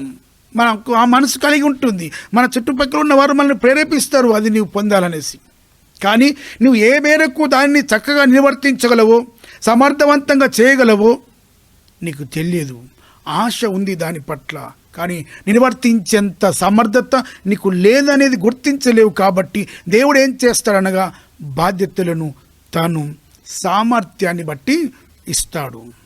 1000 మందికి ఒకరు, 100 మందికి ఒకరు, 50 మందికి ఒకరు, 10 మందికి ఒకరు. 1000 మందికి ఒకరున్నారు, 10 మందికి ఒకరున్నారు. ఈ 10 మందిలో ఒక్కరుగా ఉన్న జడ్జ్, న్యాయాధిపతి, ఆయన సామర్థ్యం 10 మందికి సరిపోయేది. ఇక్కడ 1000 మందికి సరిపోయేంత సమర్థత కలిగినటువంటి నాయకులు ఉంటారు. ఈ దినం సువార్తల పాఠ్యభాగంలో చూసాం కదా, యేసుక్రీస్తు ప్రభుల వారు 5 తలాంతులు, 2 తలాంతులు, 1 తలాంతు సామర్థ్యాన్ని బట్టి ఇచ్చాడు. కాబట్టి ప్రియమైన వాళ్ళరా, దేవుడు మానవులందరికీ బాధ్యత ఇచ్చి ఉంటున్నారు. నీవు బాధ్యత కలిగిన వ్యక్తివి అని ఈ దినం జ్ఞాపకం చేసుకుంటున్నాం. Sharing responsibilities. నీకు కొన్ని ఉంటాయి బాధ్యతలు, నీ ప్రక్క వారికి కొన్ని ఉంటాయి. వారికి పెద్దగా ఉండవచ్చు లేదా చిన్నగా ఉండవచ్చు. ఏ స్థితిలో ఏ స్థాయిలో ఉన్నా కూడా దేవుడిచ్చు బాధ్యత మనం స్వీకరించాలి. దాన్ని అది దేవుడిచ్చి ఉన్నాడని గుర్తించాలి. బాధ్యత ఎవరో ఈ లోకంలో మనకు అప్పజెప్పున్నది కాదు. నువ్వు ఈ లోకంలోకి వస్తున్నప్పుడు నీతో పాటు బాధ్యతలు కూడా వచ్చాయి. అవి మనం స్వీకరించాలి, వాటిని ఒప్పుకోవాలి అని జ్ఞాపకము చేయబడుతుంటున్నాం. మోషే ప్రజలపైన ఎన్నుకున్నాడు కొందరిని, ఏర్పరచుకున్నాడు కొందరిని. మనం కూడా ఏమై ఉండాలో, ఎలా ఉండాలో చిన్న ఒక పాత్రగా నువ్వు వాడబడుతుంటున్నప్పుడు, అది నీకు దేవుడు నీకు ఇచ్చినప్పుడు నువ్వు ఆ స్థాయిలో నీదని గుర్తించి మనసు కలిగిన వారమై ఉండాలని జ్ఞాపకము చేయబడుతున్నాం. Sharing responsibility. దేవుడు అందరూ కూడా పాలిభావస్తులు కావాలని కోరుతాడు. అందరికీ బాధ్యతలు ఇస్తాడు. దేవుడిచ్చు బాధ్యతని మనము జ్ఞాపకము చేసుకోవాలి. 2వ భాగంలో నోయింగ్ రెస్పాన్సిబిలిటీస్, బాధ్యతలను తెలుసుకొనుట. మత్తయి సువార్త 25వ అధ్యాయంలో మనము ఈ దినం సువార్తల పాఠంలో చదవగా విని ఉంటున్నాము. మత్తయి సువార్త 25వ అధ్యాయము 14వ వచనం నుండి 30వ వచనం మట్టుకు చదవగా మనము విని ఉంటున్నాము. ఇక్కడ సామర్థ్యం కొలది వారికి ఇవ్వడం ఇక్కడ చూస్తాం. చూడండి 15వ వచనంలో, అతడు ఒకనికి 5 తలాంతులను, ఒకనికి 2 తలాంతులను, ఒకనికి 1 ఎవని సామర్థ్యము చొప్పున వానికి ఇచ్చి, ఎవని సామర్థ్యము చొప్పున వానికి ఇచ్చి ఉంటున్నాడు. ఒకరికి చిన్న బాధ్యత ఉంటుంది, ఒకరికి పెద్ద బాధ్యత ఉంటుంది. ఒకరు కంపెనీలో మేనేజర్గా ఉంటారు, చీఫ్ ఆఫీసర్గా ఉంటారు, ఒకరు అటెండర్గా ఉంటారు. ఎవరి విధులు ఎవరి బాధ్యతలు వారివే.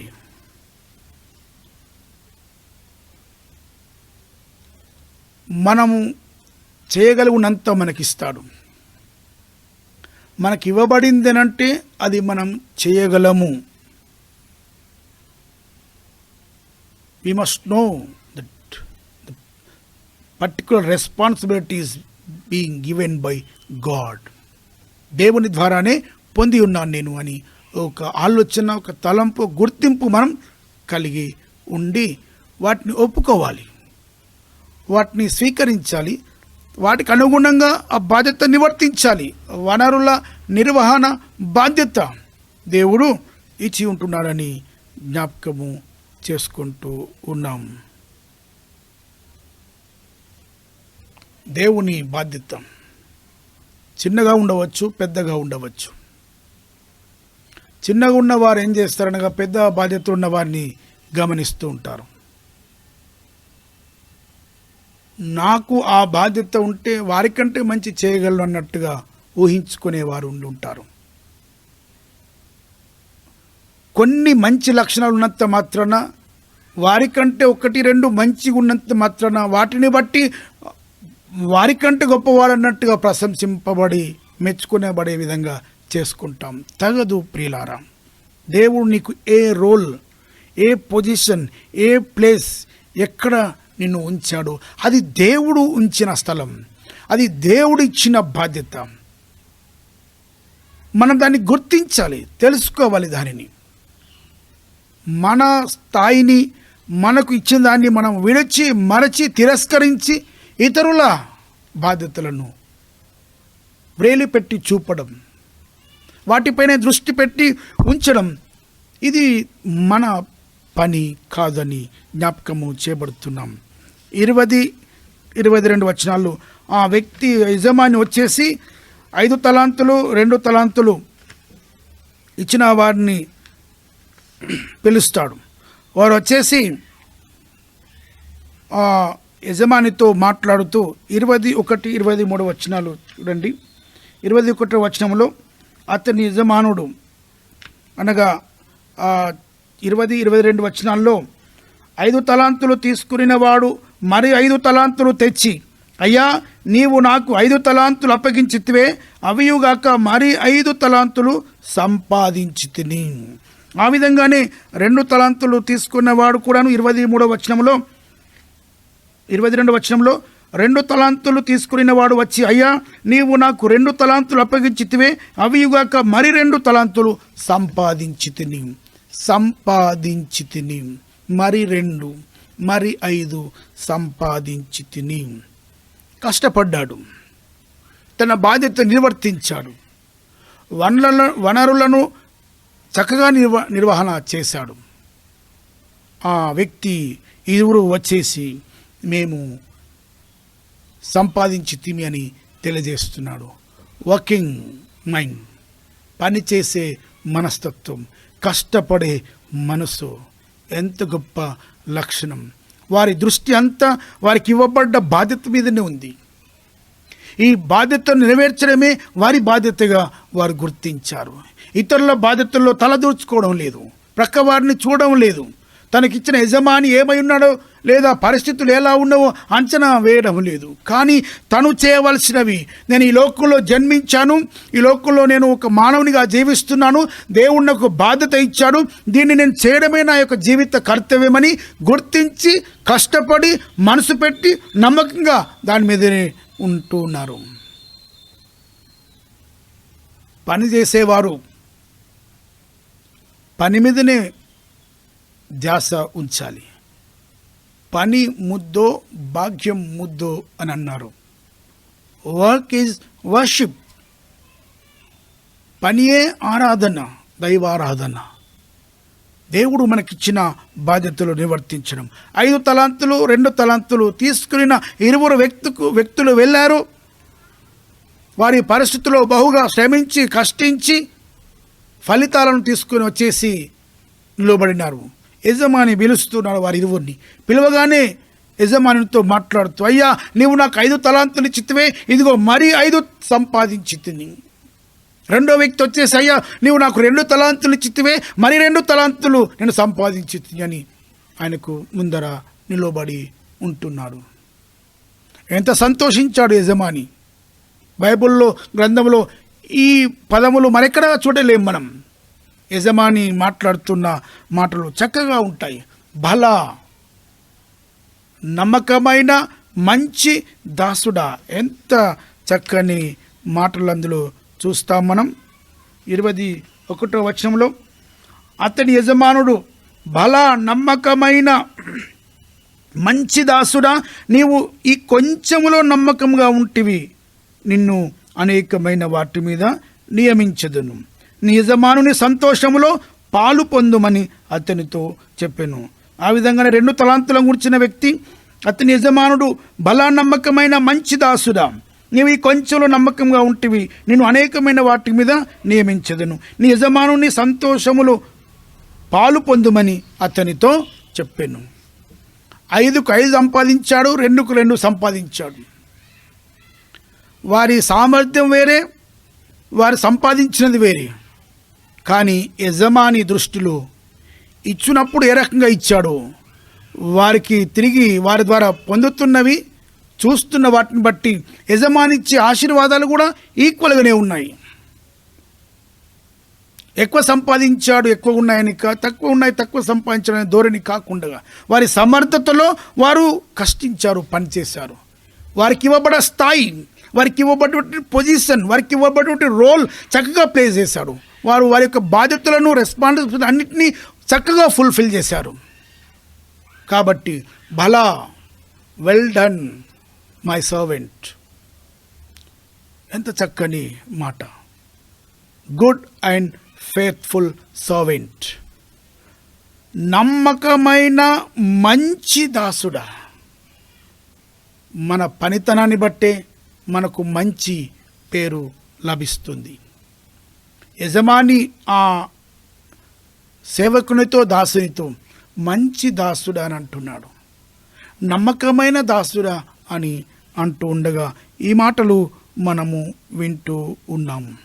నీవు కొంచెములో నమ్మకముగా ఉంటివి గనుక నిన్ను అనేకమైన వాటి మీద నియమించదును. నీవు కొంచెంలో నమ్మకంగా ఉన్నావు, నిన్ను అనేకమైన వాటి మీద నియమించదును. సాధారణంగా మనం కొంచెంలోనే నమ్మకంగా ఉండటానికి ప్రయత్నం చేయం. చిన్నదే కదా, ఇది తక్కువనే కదా, నాకంటే పలానా వారి జీవితం చూడండి, లేదా వారు ఎంతగా ఉన్నారు, వారు ఏ రకంగా ప్రవర్తిస్తున్నారు, వారి అలవాట్లు ఎలా ఉన్నాయి, వారి బాధ్యత ఏ రకంగా నిర్వర్తిస్తున్నారు. చాలా ఒక బలహీనమైనటువంటి తప్పుడు జీవితం మనము ఎంచుకున్నాం. నేను నా జీవితంలో చాలామందిని చూసి ఉంటున్నాను, వారి నోటి గుండా విని ఉంటున్నాను. ఏమైనా చిన్నది వారి పొరపాటును జ్ఞాపకం చేస్తే, మీరు మమ్మల్ని అంటున్నారండి, పలానా వారిని చూడండి, వారు ఏ రకంగా ఉంటున్నారు, వారు ఎంత అవినీతి అన్యాయంగా ఉన్నారు, వారు ఎంత తప్పుడు జీవితం జీవిస్తుంటున్నారు. బైబిల్ గ్రంథం మాట్లాడుతున్న మాట ఏంటంటే, కొంచెంలో నమ్మకంగా ఉన్నావు నీవు. You have been faithful in a few things, I will appoint you in many things, in charge of many things.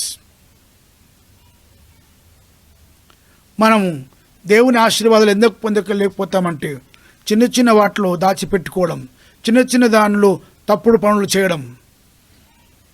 మనకు ముందు ఎంచుకున్న వారు చేస్తున్న తప్పుడు జీవితాన్ని మనం ఆదర్శంగా తీసుకోవడం, పెద్దది చేస్తుంటే చిన్నవి చేయడంలో తప్పేంటి? సమాజం అంతా ఆ రకంగానే వెళ్తూ ఉంటున్నాను. ఒక ఆఫీసర్ లంచం తీసుకుంటూ ఉంటే ఆయన కిందున్న వ్యక్తి కూడా తీసుకుంటూ ఉంటాడు. తను తీసుకుంటుండగా నేను తీసుకోకపోవడంలో ఉద్దేశం ఏంది? తప్పుడు జీవితాన్ని ఒకరి ద్వారా ఒకరు ఎంచుకొని జీవిస్తూ ఉంటున్నారు. ఈ దినం దేవుని వాక్యం, you have been faithful in a few things. నీ జీవితంలో ఎలా ఉన్నావు నీవు? చిన్న దాంట్లో నీవు చిన్న వ్యక్తిగా ఉన్నావు కావచ్చు, నీకు ఇవ్వబడ్డ బాధ్యత చిన్నది కావచ్చు, నువ్వు నమ్మకంగా ఉన్నావా? ఆ చిన్న దాంట్లో నమ్మకంగా ఉండడమే నిన్ను అనేకమైన వాటి మీద నియమించుటకు కారణం కాగలదు. ఇంగ్లీష్లో ఒక మంచి సేయింగ్ ఉంది, reward of good work is more work. మంచి పని చేయుట వలన, ఒక్క చిన్న పని మంచి చేస్తే నీకు ఇంకా అనేకమైన గొప్ప పనులు అప్పజెప్పబడుతవి. ఈ దాసునికి, ఈ 2 దాసులకు యజమాని ప్రశంసిస్తున్నాడు, గొప్పగా వారిని అభినందిస్తున్నారు. ప్రియమైన వాళ్ళరా, పని చేసే వారికి సమాజం ప్రశంసిస్తుంటుంది. మంచి పనిమంతులను మనుషులు గుర్తిస్తారు. నమ్మకమైన పని మనుషులు, మంచి పని మనుషులు, చక్కగా నిర్వర్తించే పనివారు, దేవుడు కూడా వారిని గుర్తిస్తాడు. నువ్వు చేసేది ఎక్కడో మూలలో ఉన్నావు. నువ్వు చేసే మంచి పని ఎవరు చూడడం లేదు కావచ్చు, ఎవరికి తెలియదు, నీకు ఏమీ ప్రశంసలు, రివార్డ్స్, అవార్డ్స్ లేవు కావచ్చు, నీ గుర్తింపు లేదు కావచ్చు. Don't worry about this. గుర్తింపు అనే దాని గురించి ఆందోళన చెందకండి. రహస్యంగా నీ ప్రభు చూస్తున్నాడు, నువ్వు చేసే ఆ చిన్న పని ఎలా నిర్వర్తిస్తున్నావు. తీర్పు ఉంటుంది పిల్లరా, తీర్పు ఉంటుంది. ఆ 2 వ్యక్తులను పిలిపించాడు. నేను నీకు తలాంతులు ఇచ్చాను కదా, చూపెట్టండి అని అన్నాడు. అయ్యా, సంపాదించినామయ్యా. ఎంత గొప్ప మాట వారు చెప్పారు. కష్టపడ్డారు కాబట్టి వారు యథార్థంగా, నమ్మకంగా 24 గంటలు వారి శ్రమ, వారి సమయం, వారు ఏ పని కొరకు నియమింపబడ్డారో ఆ పనిని చక్కగా నిర్వర్తించారు కాబట్టి ధైర్యంగా చెప్పగలుగుతున్నారు యజమాని వద్ద. నీ జీవితంలో కూడా ప్రియమైన వాళ్ళరా, యేసు ప్రభుల వారు తీర్పు తీర్చుటకు కూర్చొని ఉంటాడు. నువ్వు ఆయన చెంతకు తీసుకుని రాబడతావు. నువ్వు ఆయన ఎదుట నిలబడవలసి ఉంది తీర్పులో. నేను నీకు ఇచ్చిన బాధ్యత ఏం నిర్వర్తించావు అని అంటున్నప్పుడు నీవు సమాధానం ఏం చెప్పేస్తావు?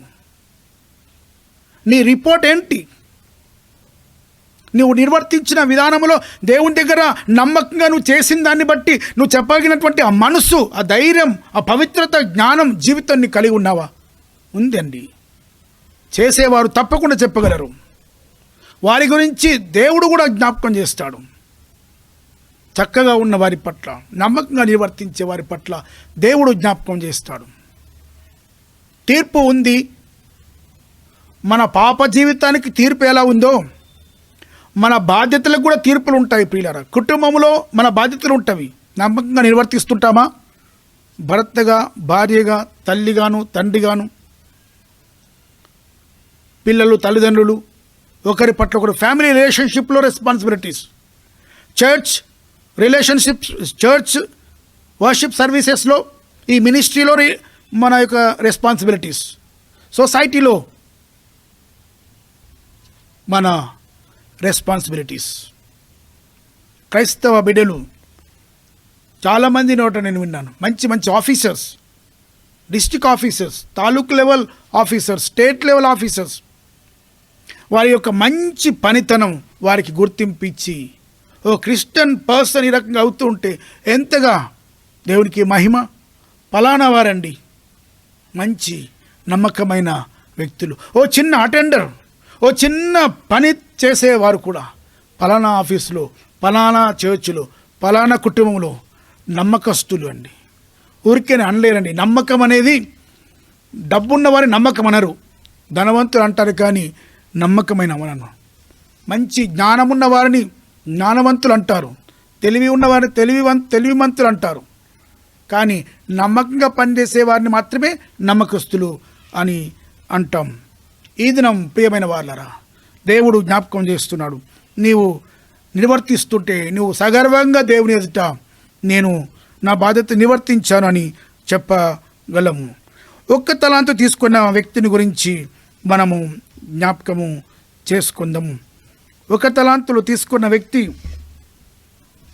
24వ వచనంలో,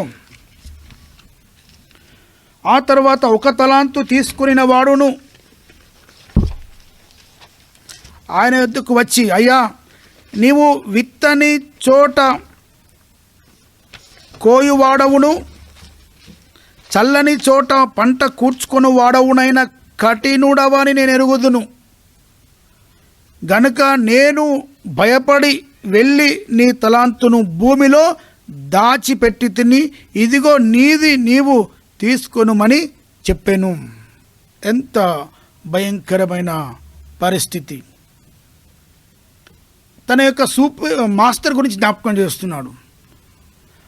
ఆయన ఏమై ఉన్నాడో, ఆయన వ్యక్తిత్వం ఏంటో జ్ఞాపకం చేస్తున్నాడు. మన జీవితాల్లో కూడా మనం చేయగలము. చక్కగా చేయగలిగినంత దేవుడు ఇస్తాడు మనకు. ఒక తలాంతే ఇచ్చాడు ఆ వ్యక్తికి. ఎందుకంటే ఆయన ఒకటి తప్పి ఇక చేయలేడు, ఒకటి చేయగలడు. చేయగలిగినంత జ్ఞానం ఆయనకు ఉంది, తెలివి ఉంది, ఆరోగ్యం ఉంది. ఒకటైనా చేస్తాడేమో అని ఎంత నమ్మకం ఉంచి ఆ యజమాని ఆయనకి ఇస్తే ఆ ఒకటి కూడా చేయలేకపోయాడు. పైగా యజమాని గురించి వ్యతిరేకంగా మాట్లాడుతున్నాడు. నీవు కఠినుడవు కాబట్టి నేను చేయలేకపోయాను. చాలా మంది జీవితాల్లో చేయగలిగి ఉండి చేయలేకపోతారు. కారణం ఏమిటనగా, తన పైనున్న వారిని బట్టి, తనతో ఉండేవారిని బట్టో, తన కింది స్థాయి ఉన్న వారిని బట్టో, పరిస్థితులను బట్టి చేయలేకపోతారు. సేవలో కూడా చూశాను నేను చాలామందిని. చేయగలరు, ఆ పని చేయలేకపోతారు. కారణం పరిస్థితులను బట్టి, మనుష్యులను బట్టి, సంఘములో సేవకులను బట్టి పరిచర్య దేవుని కొరకు, నాయకులను బట్టి దేవుని బాధ్యత చేయకుండా ఉండేవారు ఉంటారా? పరిస్థితులు సంఘంలో బాగా లేవు కాబట్టి చేయకుండా ఉంటామా?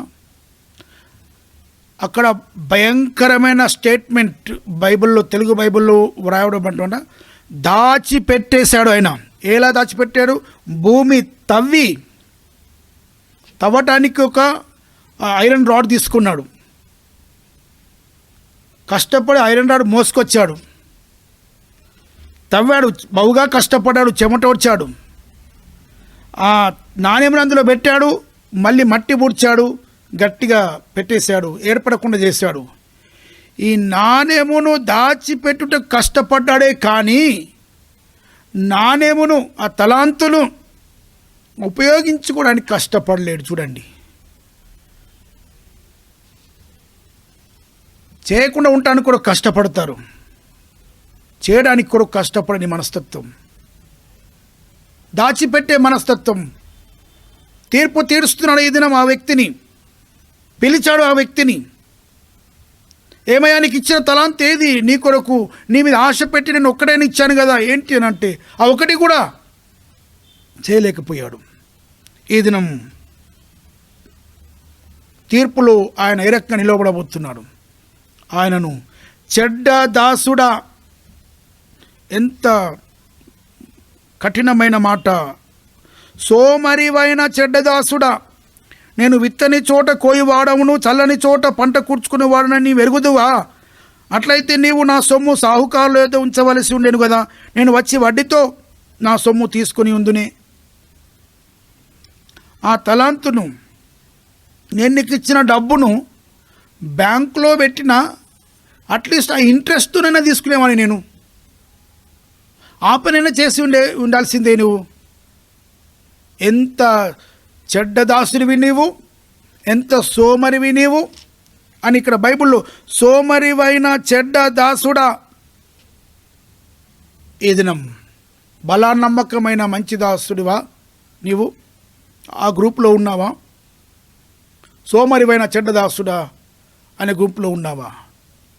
నోయింగ్ అవర్ రెస్పాన్సిబిలిటీస్, మన బాధ్యతలను మనం గుర్తించాలి. దేవుడు మనకిచ్చిన స్థాయిని, మనకిచ్చినటువంటి ఆ యొక్క ఆయన చిత్తంలో మనం జ్ఞాపకం చేసుకొని మన చేతిలో పెట్టేస్తాడు ఆ పనులు. వాటిని నిర్వర్తించే స్థితిలో ఉన్నామా? వాటిని గుర్తిస్తున్నామా? చేయలేకపోతున్నావా? నువ్వు ఎన్నో మార్లు చేయగలిగి ఉండి నీవు పరిస్థితులను బట్టి చేయలేక ఉంటివి కావచ్చు. నువ్వు చేసే మనసు ఉండింది, నీకు అంతరాత్మ నిన్ను ఎంతో గద్దించింది చేయమని, అయినా చేయలేకపోయావు. నువ్వు చర్చ్ మెంబర్స్ చర్చ్కు రావాలి, ఆరాధనలో పాల్గొనాలి, దేవునికి మనం ఒక సంఘముగా ఐక్యంగా నిలబడాలి. ఆరాధనకు రావడం, ఆలయంలో కూడుకోవడం, బల్లలో పాల్గొనడం మన బాధ్యత. దేవుని కొరకు మనము మన తలాంతులు ఉపయోగించాలి. మనం మనుషులను బట్టి కాకూడదు. ఒకరు వెళ్ళమంటే వెళ్ళడం, ఒకరు ఉండమంటే ఉండడం కాదు. ఎవరి బట్టినో దేన్ని బట్టియో కాదు మనం చేసేది. దేవుడు నిన్ను ఇతరులకు మేలుకరంగా రూపించాడు, కానీ ఇతరులకు నష్టం కలిగించే విధంగా నిన్ను రూపించలే. నీ ద్వారా నష్టము, నీ ద్వారా కష్టం, నీ ద్వారా అపాయం, నీ ద్వారా ప్రమాదం, నీ ద్వారా అనైక్యత, అసమాధానం, తొందర, పోట్లాట, జగడములు, ఈర్షలు, పగలు, డివిజన్స్ రాకూడదు. దాని కొరకు కాదు నేను రూపించింది, అందుకొరకు కాదు దేవుడు నీకు బాధ్యత ఇచ్చింది. నీ వలన ఐక్యత జరగాలి, సమాధానం జరగాలి, ఒకటి కావాలి, ప్రేమ జరగాలి, క్షమాపణ దొరకాలి, మంచి జరగాలి, మేళ్ళు పొందాలి, దేవుని రాజ్యం విస్తీర్ణింపబడాలి, పరలోకం కొరకైనటువంటి సాక్ష్యపు జీవితం జీవించే విధంగా నీ ద్వారా మేలు, మంచి, శుభం, లాభం జరిగే విధంగా దేవుడు ఎన్నుకున్నాడు. పారిపోయే మనస్తత్వం ఉంటుంది. యోనాను దేవుడు ఎన్నుకున్నాడు, పిలిచి నువ్వు నినివేకు వెళ్ళమంటాడు. నినివే వెళ్ళడం అనేది దేవుడు యోనాకి ఇచ్చిన బాధ్యత. మంచిది అంటాడు, దేవుని స్వరం వింటాడు, ఒప్పుకుంటాడు. ప్రయాణం మాత్రం నినివే కాకుండా తార్షీసుకు వెళ్ళిపోతున్నాడు. దేవునికి తెలియదా? దేవుడు చూడలేడా? ఆ ఓడ ఎక్కి వేరే దిక్కు ప్రయాణమే వెళ్తున్న ఆ యోనాను దేవుడు చూచి ఉన్నాడు. అక్కడ చెడ్డదాసు సోమరి, ఎందాక నిద్రపోదు నువ్వు, ఓయి నిద్రపోతా. ఒక ప్రవక్త ఒక అన్యుని చేత నావికుడు అధికారి వచ్చేసి ఓయి నిద్రపోతా అని పిలుస్తాడు. ఏమి నిద్ర అది? బాధ్యతను విస్మరించినప్పుడు వచ్చే నిద్ర, పారిపోతున్నప్పుడు వచ్చే నిద్ర, దేవుణ్ణి ధిక్కరించే నిద్ర అది. ప్రభునందు ప్రియమైన వాళ్ళరా, తీర్పు ఉన్నది. కేవలం తీర్పు నీ బాధ్యత నువ్వు నిర్వర్తిస్తే ఆ చిన్నదాన్ని బట్టి ఇంకెక్కువగా నీకు బాధ్యతలు అప్పచెప్పబడతాయి, ఎక్కువ ఇవ్వబడతాయి. నీవు ఆ బాధ్యత నిర్వర్తించకపోతే, చిన్నది కూడా నిర్వర్తించకపోతే నీకు ఉన్నది కూడా తీసివేయబడుతుంది. ఇది లోకరీతిలో. నీవు బాధ్యతను నెరవేర్చావు కాబట్టి నీకు పరలోకం ఉంది నీ కొరకు. Come and share your master's happiness. Come and join with me అన్నట్టు, రండి నా రాజ్యంలోకి, నాతో పాటు ఉండండి అని ఆ నమ్మకంగా పని నిర్వర్తించిన వారికి లోకరీతిగా బాధ్యతలు ఇస్తాడు, పరలోకంలో స్థానం ఇవ్వబడుతుంది. అదే ఇక్కడ ఈ వ్యక్తి ఆ చిన్న ఒక్క నాణ్యం తీసుకున్నాడు, దాచిపెట్టేశాడు, ఆ ఉన్నది కూడా పోగొట్టుకున్నాడు. అదే కాకుండా ఆయనకి ఇవ్వబడినటువంటి శాపం ఏంటంటే నీవు నరకంలోకి వెళ్తావు, నీవు అక్కడ ఏడుపును పండ్లు కొరుకుంటా ఆ రాజ్యంలో నీవు ఉంటావని తెలియజేస్తాడు. చూడండి 30వ వచనంలో, మరియు పనికి మాలిన ఆ దాసుని వెలుపటి చీకటిలోనికి త్రోసివేయుడి, అక్కడ ఏడుపును పండ్లు కొరుకుటయు ఉండును. పనికి మాలిన, పని చేయలేకుండా ఉన్న వ్యక్తికి యూజ్లెస్ పర్సన్ అన్నమాట. అతడికి ఆ బిరుదు, ఆ ఉన్నది పోవడం మరియు నరకంలో. ప్రియులారా, నీ బాధ్యత నిన్ను తీర్పులోకి నడిపిస్తుంది అని జ్ఞాపకము చేయబడుతుంటున్నాం. చివరిన బీయింగ్ రెస్పాన్సిబుల్, బాధ్యులమై ఉండుట, బాధ్యత యందు జీవించుట. బాధ్యతాయుతమైన జీవితం కలిగి ఉండుట, బాధ్యతలను మోయుట అనే దాన్ని కొరింథీయులకు రాసిన 2వ పత్రిక 8వ అధ్యాయం, కొరింథీయులకు రాసిన 2వ పత్రిక 8వ అధ్యాయం మొదటి వచనం చూడండి. సహోదరులారా, మాసిదోనియా సంఘములకు అనుగ్రహింపబడి ఉన్న దేవుని కృపను గూర్చి మీకు తెలియజేయుచున్నాము. పౌలు ఒక ఉత్తరం రాస్తున్నాడు. ఎవరికి? కొరింథీ పట్టణంలో ఉన్నటువంటి క్రైస్తవ సంఘం. ఇది 2వ ఉత్తరం రాస్తున్నాడు. ఆ ఉత్తరంలో అనేక విషయాలు రాస్తూ 8వ అధ్యాయంలో ఏమని రాస్తున్నాడు? మాసిదోనియా సంఘములను గురించి రాస్తున్నాడు. ఏమని? వారికి దేవుని కృప ఎలా అనుగ్రహింపబడింది, వారు దేవుని కృప ఎలా పొంది ఉన్నారు, దేవుని కృపలో వారు ఏ రకంగా వర్ధిల్లారని తెలియజేస్తున్నాడు. ఏమనుకుంటాం మనం? దేవుని కృప అనగానే ఆశీర్వాదాలు రావడం, ఆరోగ్యాలు రావడం, మనకు సంపద రావడం, మనకు ఉద్యోగములు, మనకు డబ్బు, మనకు హోదా, అంతస్తు, పలుకుబడి, ఖ్యాతి, కీర్తి, మనము విజయము, వీటన్నిటిని బట్టి మనం ఏమనుకుంటాం? ఇవన్నీ దేవుని కృప అండి. దేవుని కృప అంతా కూడా మనం ఆశీర్వాదాలకు, మన అభివృద్ధికి, మన ఆరోగ్యానికి ఆపాదిస్తాం. కానీ ఇక్కడ దేవుని కృప, పౌలు మాట్లాడుతూ మాసిదోనియా సంఘములకు ఇవ్వబడ్డ దేవుని కృప ఏంటి? ఇవ్వడం, దేవునికి కానుకలు ఇవ్వడం. మాసిదోనియా సంఘంలోని ప్రజలు ఎలా ఉన్నారో చూడండి. 2వ వచనంలో, వారు బహుశ్రమ వలన పరీక్షింపబడగా, వారికి శ్రమలు వచ్చినాయి, అత్యధికంగా సంతోషించిరి. శ్రమలలో సంతోషం, దేవుని కృప. శ్రమలు వస్తాయి, దేవుని కృపలో ఉండేవారు సంతోషంగా ఉంటారు. శ్రమలు లేకుండా హ్యాపీగా ఉన్నప్పుడు దేవుని కృప అని కంటే, శ్రమలు వచ్చినాయి సంతోషంగా ఉండడం అనేది రియల్ గ్రేస్ ఆఫ్ గాడ్. దేవుని కృప, సంతోషించే కృప. కష్టాల్లో, శ్రమల్లో, ఇరుకులో, ఇబ్బందులు, ఏడుపులో, ప్రియమైన వాళ్ళరా, ఇది నిజమైన క్రైస్తవ జీవితం. ఇది నిజమైన దేవుని కృపను పొందిన విశ్వాస జీవితం. వారు మొదటిగా ఏంటి అనగా, శ్రమలు వచ్చినాయి సంతోషంగా ఉన్నారు, అత్యధికముగా సంతోషంలో ఉన్నారట వారు. 2వది ఏంటి అనగా, వారు నిరుపేదలైనను వారి దాతృత్వము బహుగా విస్తరించెను. వారు నిరుపేదలు, వారి దాతృత్వం బహుగా విస్తరించెను. నిరుపేదలు బహుగా విస్తరించెను. పేదరికం భయంకరమైన శాపంగా పరిగణిస్తాం. అందులో వీరు నిరుపేదలు. నిరుపేదలు అనగా వారి బ్యాంక్ బ్యాలెన్స్ వారికి లేదు, వారి పేరట ఇండ్లు, భూములు, ఆస్తులు లేవు వారికి, వారికి వాహనాలు లేవు, ఇంట్లో వస్తువులు లేవు వారికి. వారికి వచ్చే సంవత్సరం అంతా లేదా కొన్ని నెలల పాటు సరిపోయేంత ఆహార పదార్థాలు వారు స్టోర్ చేసి లేవు వారి కొరకు. వారికి పేరు, కీర్తి, ఖ్యాతి ఏమీ లేదు. వారు ఆ పూట భోజనం చేయాలంటే కష్టపడి పని చేయాలి, పని దొరకాలి. పని దొరికితే పని చేస్తారు. ఆ పని చేయటం వలన వచ్చే ఆ డబ్బుతో వారు బ్రతుకుతారు.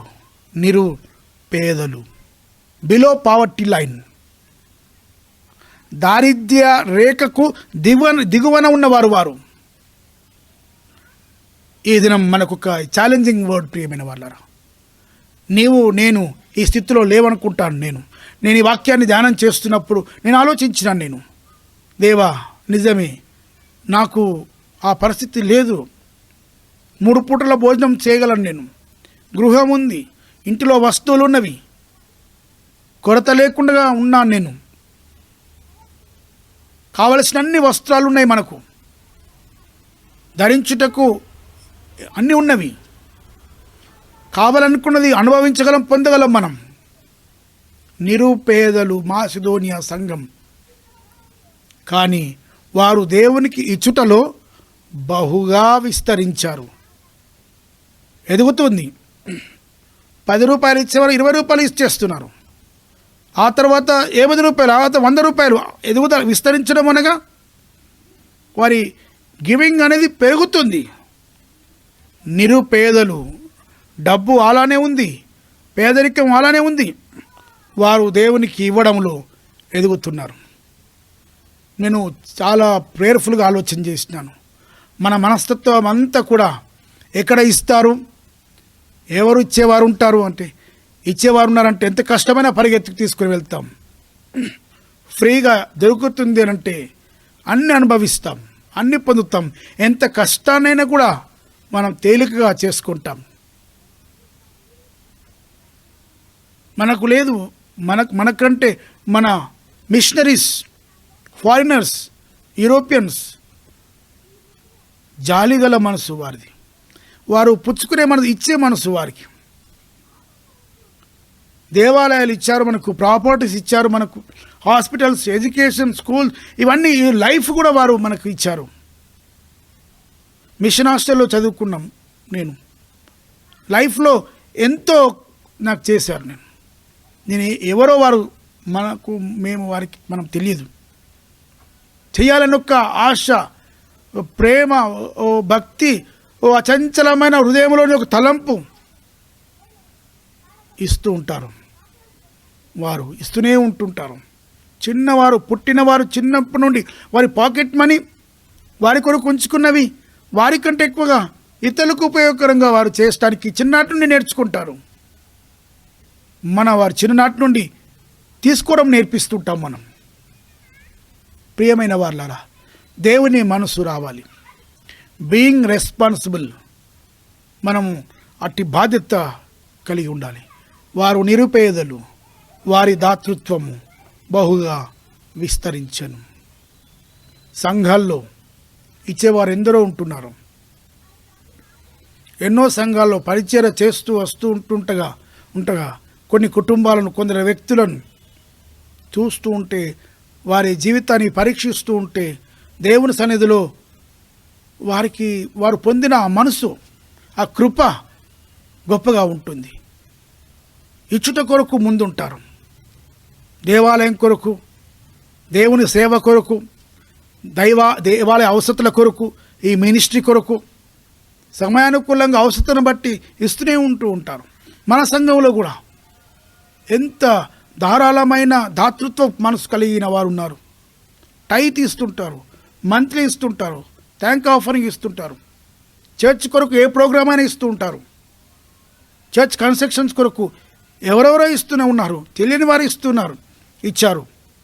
వారి బంధువులు సైతం, మనకు సంబంధం లేని వారు కూడా, ఈ సంఘము, ఈ దేవాలయం ద్వారా ఏమీ వారు పొందని వారు కూడా డబ్బులు ఇచ్చి ఉన్నారు. ప్రియమైన వాళ్ళారా, దేవునికి ఇచ్చుట రెస్పాన్సిబుల్ రిసోర్స్ మేనేజ్మెంట్, బాధ్యతాయుతమైన వనరుల ఉపయోగం. నీ ఇంటికి ఎంత వస్తుంది, నీ ఇంటి నుండి దేవునికి ఎంత వెళ్తుంది, అది నిర్వహణ, అది management, resource management. Responsible resource management ఇదే.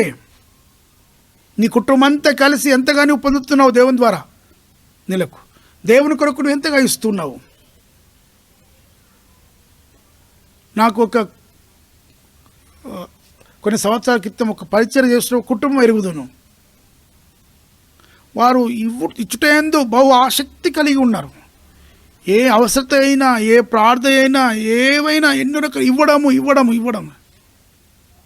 ఎలా దేవుడు వారికి ఆ మనసు ఇచ్చాడో తెలియదు. వారిని చూస్తుంటే ఆశ్చర్యం, ఆనందం. దేవుని పేరిట ఒక మంచి మోడల్ లైఫ్ వారు జీవిస్తున్నారని అనిపిస్తూ ఉంటుంది. వారి ద్వారా నేర్పించే జీవితం వారిలో ఉంది. వారి ద్వారా నేర్చుకోగలుగుతున్నామని అనుకున్నాను నేను, అనుకుంటూ జీవించే పరిస్థితి. కానీ వారు చెప్పిన మాట ఇస్తూనే ఉన్నారు. ఒకసారి వచ్చి మేము ఇస్తూ ఉన్నామని చర్చిలో చెప్పడం వల్ల విన్న వారిలో కొందరు మమ్మల్ని దూషిస్తున్నారు, మమ్మల్ని హేళన చేస్తున్నారు, అపహసిస్తున్నారు, నిందిస్తున్నారు, కోప్పడుతున్నారు. ఎందుకు ఇస్తున్నారని, ఎక్కువైనదా మీకు ఇవ్వడం అనేది.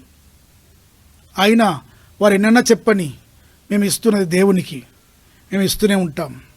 దేవుడు మాకు ఇస్తున్నాడు, మాకు ఇచ్చిన దానిలో నుండి మేము దేవునికి ఇస్తున్నాం. ఇక్కడ ఎంత చక్కగా ఉంటుంది బైబిల్లో. 14వ వచనం చూడండి, 8వ అధ్యాయం 14వ వచనంలో, హెచ్చుగా కూర్చుకున్న వానికి ఎక్కువగా మిగులలేదనియు, తక్కువగా కూర్చున్న వానికి తక్కువ కాలేదు. చాలా తెచ్చుకుంటారు, వస్తూనే ఉంటుంది, అన్ని విధాలుగా అన్ని మార్గాల గుండా ఇంటికి వస్తూనే ఉంటుంది, నింపుతూనే ఉంటారు. బైబిల్ గ్రంథం ఏమంటుంది అన్న, అలా తెచ్చుకుంటూ ఉంచి ఉంచి ఉంచి మిగిల ఉంచుతారు కదా, ఎక్కువ ఏం మిగలదటండి. హెచ్చుగా కూర్చుకున్న వానికి ఎక్కువగా మిగలలేదు, తక్కువ ఉంటుంది, ఏం తక్కువ కాదు. ప్రభునందు ప్రియమైన వాళ్ళరా, ప్రభు బిడ్డలంగా మనం ఈ వనరులను దేవుడు మనకిచ్చిన దానిలో ఉండి దేవుని కొరకు ఇవ్వడం. పాస్టర్ దురగారి గొప్ప మాట, my best for my lord. నాలోని ప్రాముఖ్యమైనది, మంచిది నా దేవునికి. Resources management is our responsibility. మన బాధ్యత ఇది. Family responsibility, social responsibility, congregational responsibility, అన్నిట్లో కూడా చక్కగా నిర్వర్తించాలి, చేయగలిగి ఉండాలి, చేయాలి. విసుకకూడదు, వేసారకూడదు, వేసారిపోకూడదు, తీర్పు తీర్చకూడదు, మనం వ్యక్తులను బట్టి చేయకూడదు. మనం షేరింగ్ రెస్పాన్సిబిలిటీ, బాధ్యత పంచుకోవాలి. మనం పంచబడుతుంది. ఒక్కరమే కాదు, ఇతరులది నేనే చేయాలనే రకంగా కొందరు ఉంటారు. వారికి బాధ్యత ఉండగా వారిది చేయనీయకుండా వారిది కూడా నేనే చేయాలనుకుంటారు. కొందరు ఎలా ఉంటారు అనగా, వారి బాధ్యతను వేరేలా వారిపైన మోపేస్తారు, భారం అంతా కూడా. అలా ఉంటారు కొందరు. కాకూడదు. నీ బాధ్యత నీవు, you have to share your responsibility. It's God given responsibility. రెండవది, you must know your responsibility. దేవుడు నీకు ఇచ్చిన దాన్ని గుర్తించాలి, గ్రహించాలి, దాన్ని చేపట్టాలి, దాన్ని కొనసాగించాలి, అది ముగించేంత మట్టు కూడా చేయాలి. దేవుని ఉద్దేశం నీ పట్ల ఏముందో అది నెరవేర్చబడాలి. తద్వారా నీవు డబుల్ ట్రిబుల్ ఎక్కువగా మేలు పొందుతావు, నీకు పరలోకం రాజ్యం ఉంటుంది. చివరిగా, నీవే కాదు, నీకున్న తలాంతులే కాదు, నీకు ఇచ్చిన బాధ్యతలు నిర్వర్తించడమే కాదు, నీకు ఇచ్చిన సంపద, నీకు ఇచ్చిన రాబడి, నీకు దేవుడు ఇస్తున్నటువంటి ఆర్థికపరమైన మేలులో నుండి దేవునికి తిరిగి సేవకు ఇవ్వడం కూడా, అక్కడ కూడా తీర్పు తీరుస్తాడు. బాధ్యతలో తీర్పు తీర్చిన దేవుడు ఈ చుట్టలో కూడా తీర్పు తీరుస్తాడు. ఓ విధవరాలు 2 కాసులు వేసినది, తీర్పు తీర్చాడు. అందరిలో ఈమెను ఎక్కువ వేసినది అని. ఈమె తన లేమిలో తన కలిగిందంతా వేసింది. మీరు కల్మికోలది ఇచ్చినారు మీరు, కానీ లేమిలో ఇచ్చింది. అందరికంటే ఈ స్త్రీ గొప్ప వేసిన తీర్పు ఉంటుంది. ప్రభునందు ప్రియులారా, చక్కని బాధ్యతలు నిర్వర్తిస్తూ దేవుని కొరకు నమ్మకంగా జీవించి చక్కని విడలంగా జీవించుటకు దేవుడు తన కృప, తన శక్తి మనందరికీ అనుగ్రహించి కాపాడును గాక. ఆమేన్. ప్రార్థన చేసుకుందాం. కృపగల మా తండ్రి పరిశుద్ధుడా, మీ వాక్యములో మీ చిత్తములో నడిపించావు, మీ స్వరమును వినిపించావు, మీ చిత్తమును బయలుపరిచావు. ప్రభువా, మాటలు చెప్పుట కంటే చేసే మనసు ఇవ్వండి. వినుట కంటే ఎక్కువగా వినిన దానిని బట్టి అనుసరించే జీవితం ఇవ్వండి. మా బాధ్యతలు చూసుకొని మాకు ఇచ్చిన దానిలోని మీ కొరకు ఇచ్చుటకు ఆయత్తపరచుమని యేసు పేరిట ప్రార్థించి వేడుకుంటూ ఉన్నాము స్వామి. ఆమెన్. విజ్ఞాపన ప్రార్థనలు చేయబడును.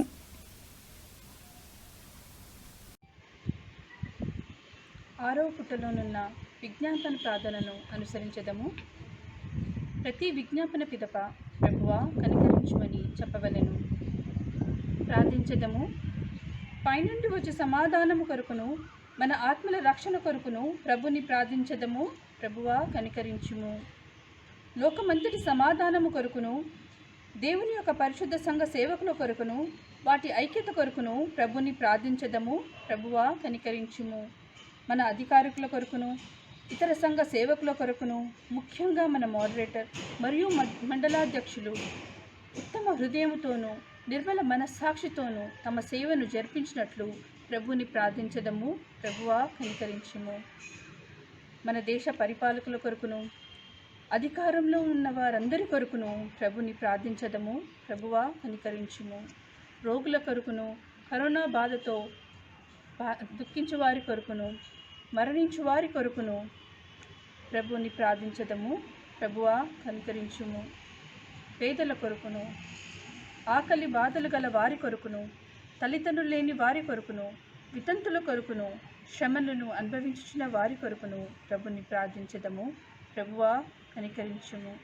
చీకటిలో నుండి ఆశ్చర్యకరమైన తన వెలుగులోనికి మనల్ని నిలిచిన వారిని శ్రేష్ఠత్వములను మనము పరిశుభ్రపరచులాగున మన కొరకును క్రీస్తు నామమును ఒప్పుకొని వారందరి కొరకును ప్రభుని ప్రార్థించదము.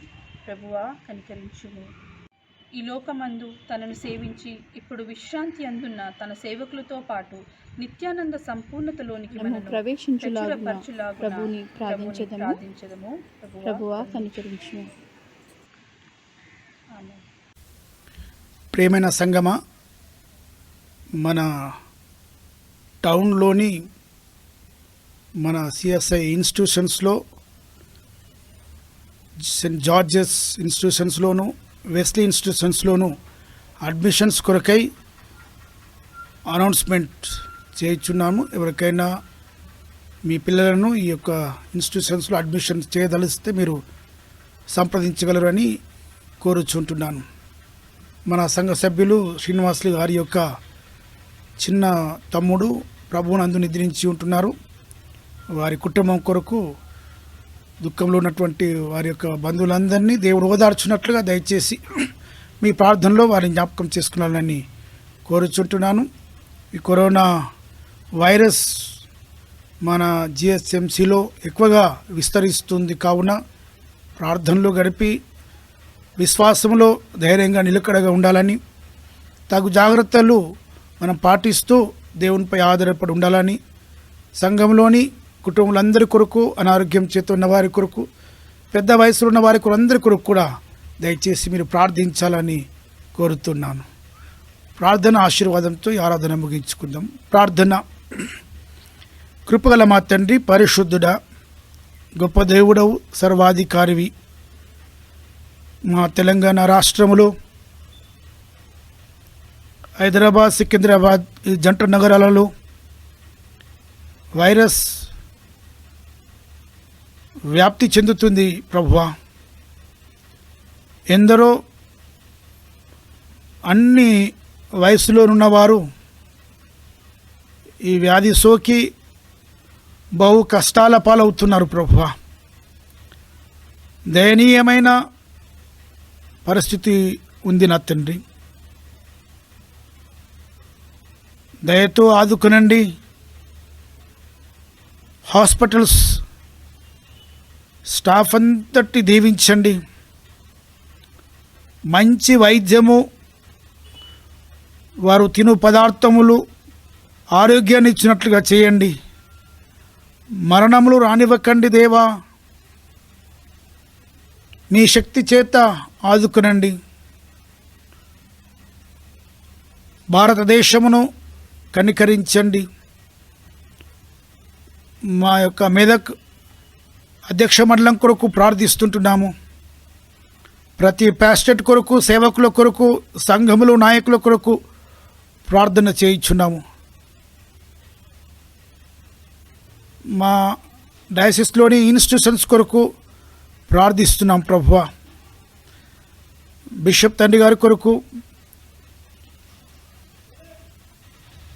దూర ప్రయాణం ఉండి మా మధ్యలోకి వచ్చుటకు సిద్ధపడుతున్నటువంటి బిషప్ తల్లిగారి ప్రయాణం కొరకు, వారి కూతురు, వారి కుటుంబం కొరకు ప్రార్థిస్తుంటున్నాము. బిషప్ తండ్రి గారి యొక్క మామగారు హాస్పిటల్లో ఉన్నారు ప్రభువా, వారి యొక్క ఆరోగ్యం కొరకు ప్రార్థిస్తుంటున్నాము. తండ్రి గారి కొరకు, వారి కుటుంబంతటి కొరకు, కుటుంబంతటి ఆరోగ్యం కొరకు, వారి పరిచర్యల కొరకు, వారి యొక్క నాయకత్వం కొరకు, పరలోకపు దీవెనల కొరకు ప్రార్థిస్తుంటున్నాము నాయన. బోయిన్పల్లి ప్యాస్టెట్ అంతటి కొరకు, సంఘములోని అన్ని కుటుంబముల కొరకు, అందరి బిడ్డల కొరకు ప్రార్థన చేయుచున్నాము నాయన. వారి గృహ స్థలములను దీవించండి, గృహము చుట్టుప్రక్కల ఉన్న కుటుంబములను దీవించండి. ఏ గృహములోనూ వైరస్ అంటనివ్వకండి. మీ రక్త ప్రోక్షణలో మీ కాపుదలలో ఉంచండి ప్రభువా. ఆరోగ్యాన్ని ఇవ్వండి, నెమ్మదినివ్వండి, ఆత్మీయ బలమునివ్వండి, విశ్వాసములో బలపరచండి ప్రభువా. మా సంఘమందు శరీర ఇబ్బందులు, అనారోగ్యము చేత ఉన్నవారి యొక్క స్వస్థత కొరకు, ఆయా సమస్యల్లో ఇబ్బందులు ఉన్న వారి యొక్క పరిష్కారం కొరకు, సమాధానం కొరకు ప్రార్థిస్తుంటున్నాము. విపత్కర పరిస్థితుల్లో ప్రత్యేకంగా పేదలు, తినుటకు ఆహారం లేకుండా ఉన్నవారు, తల్లిదండ్రులు లేనివారు, విధవరాండ్రు, పని లేకుండా ఉంటున్నవారు, వారి యొక్క అవసరత కొరకు, అక్కడ కొరకు ప్రభువా ప్రార్థన చేయుచున్నాము. మా దేశ రాష్ట్ర ఆర్థిక పరిస్థితి కొరకు, మా అధ్యక్ష మండలం యొక్క ఆర్థిక పరిస్థితుల కొరకు ప్రార్థన చేయుచున్నాము. సంఘంలోని కుటుంబాలన్నింటినీ దీవించండి నాయన. శ్రీనివాసులు గారి యొక్క తమ్ముడు నేను నిద్రించి ఉంటున్నారు, వారి ఆత్మ మరియు వారి కుటుంబ ఆదరణ కొరకు ప్రార్థిస్తున్నాము నాయన. ప్రతి ఒక్కరు అక్కర తీర్చే దేవుడవు నీవు. మా బాధ్యతలను మేము చక్కగా నిర్వర్తించడమే మీ మనసు అని, ఏ విధమైన శక్తి లోపము లేకుండా చక్కగా నిర్వర్తించుటకు సహాయము దయచేయండి. సంఘంలోని వయోవృద్ధుల కొరకు ప్రత్యేకంగా ప్రార్థిస్తున్నాము నాయన, మీ ఆదరణ దయచేయండి. కుటుంబ యజమానుల కొరకు ప్రార్థించుచుంటున్నాము. మహిళలందరి కొరకు ప్రార్థన చేయుచున్నాము. యవన బిడ్డల కొరకు ప్రార్థిస్తుంటున్నాం ప్రభువా.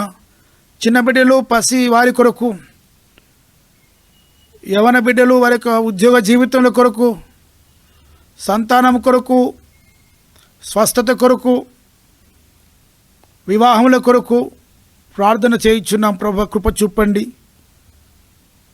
ఆర్థిక సమస్యల్లో ఉన్న వారి యొక్క ఆదరణ కొరకు ప్రార్థిస్తుంటున్నాం ప్రభువా.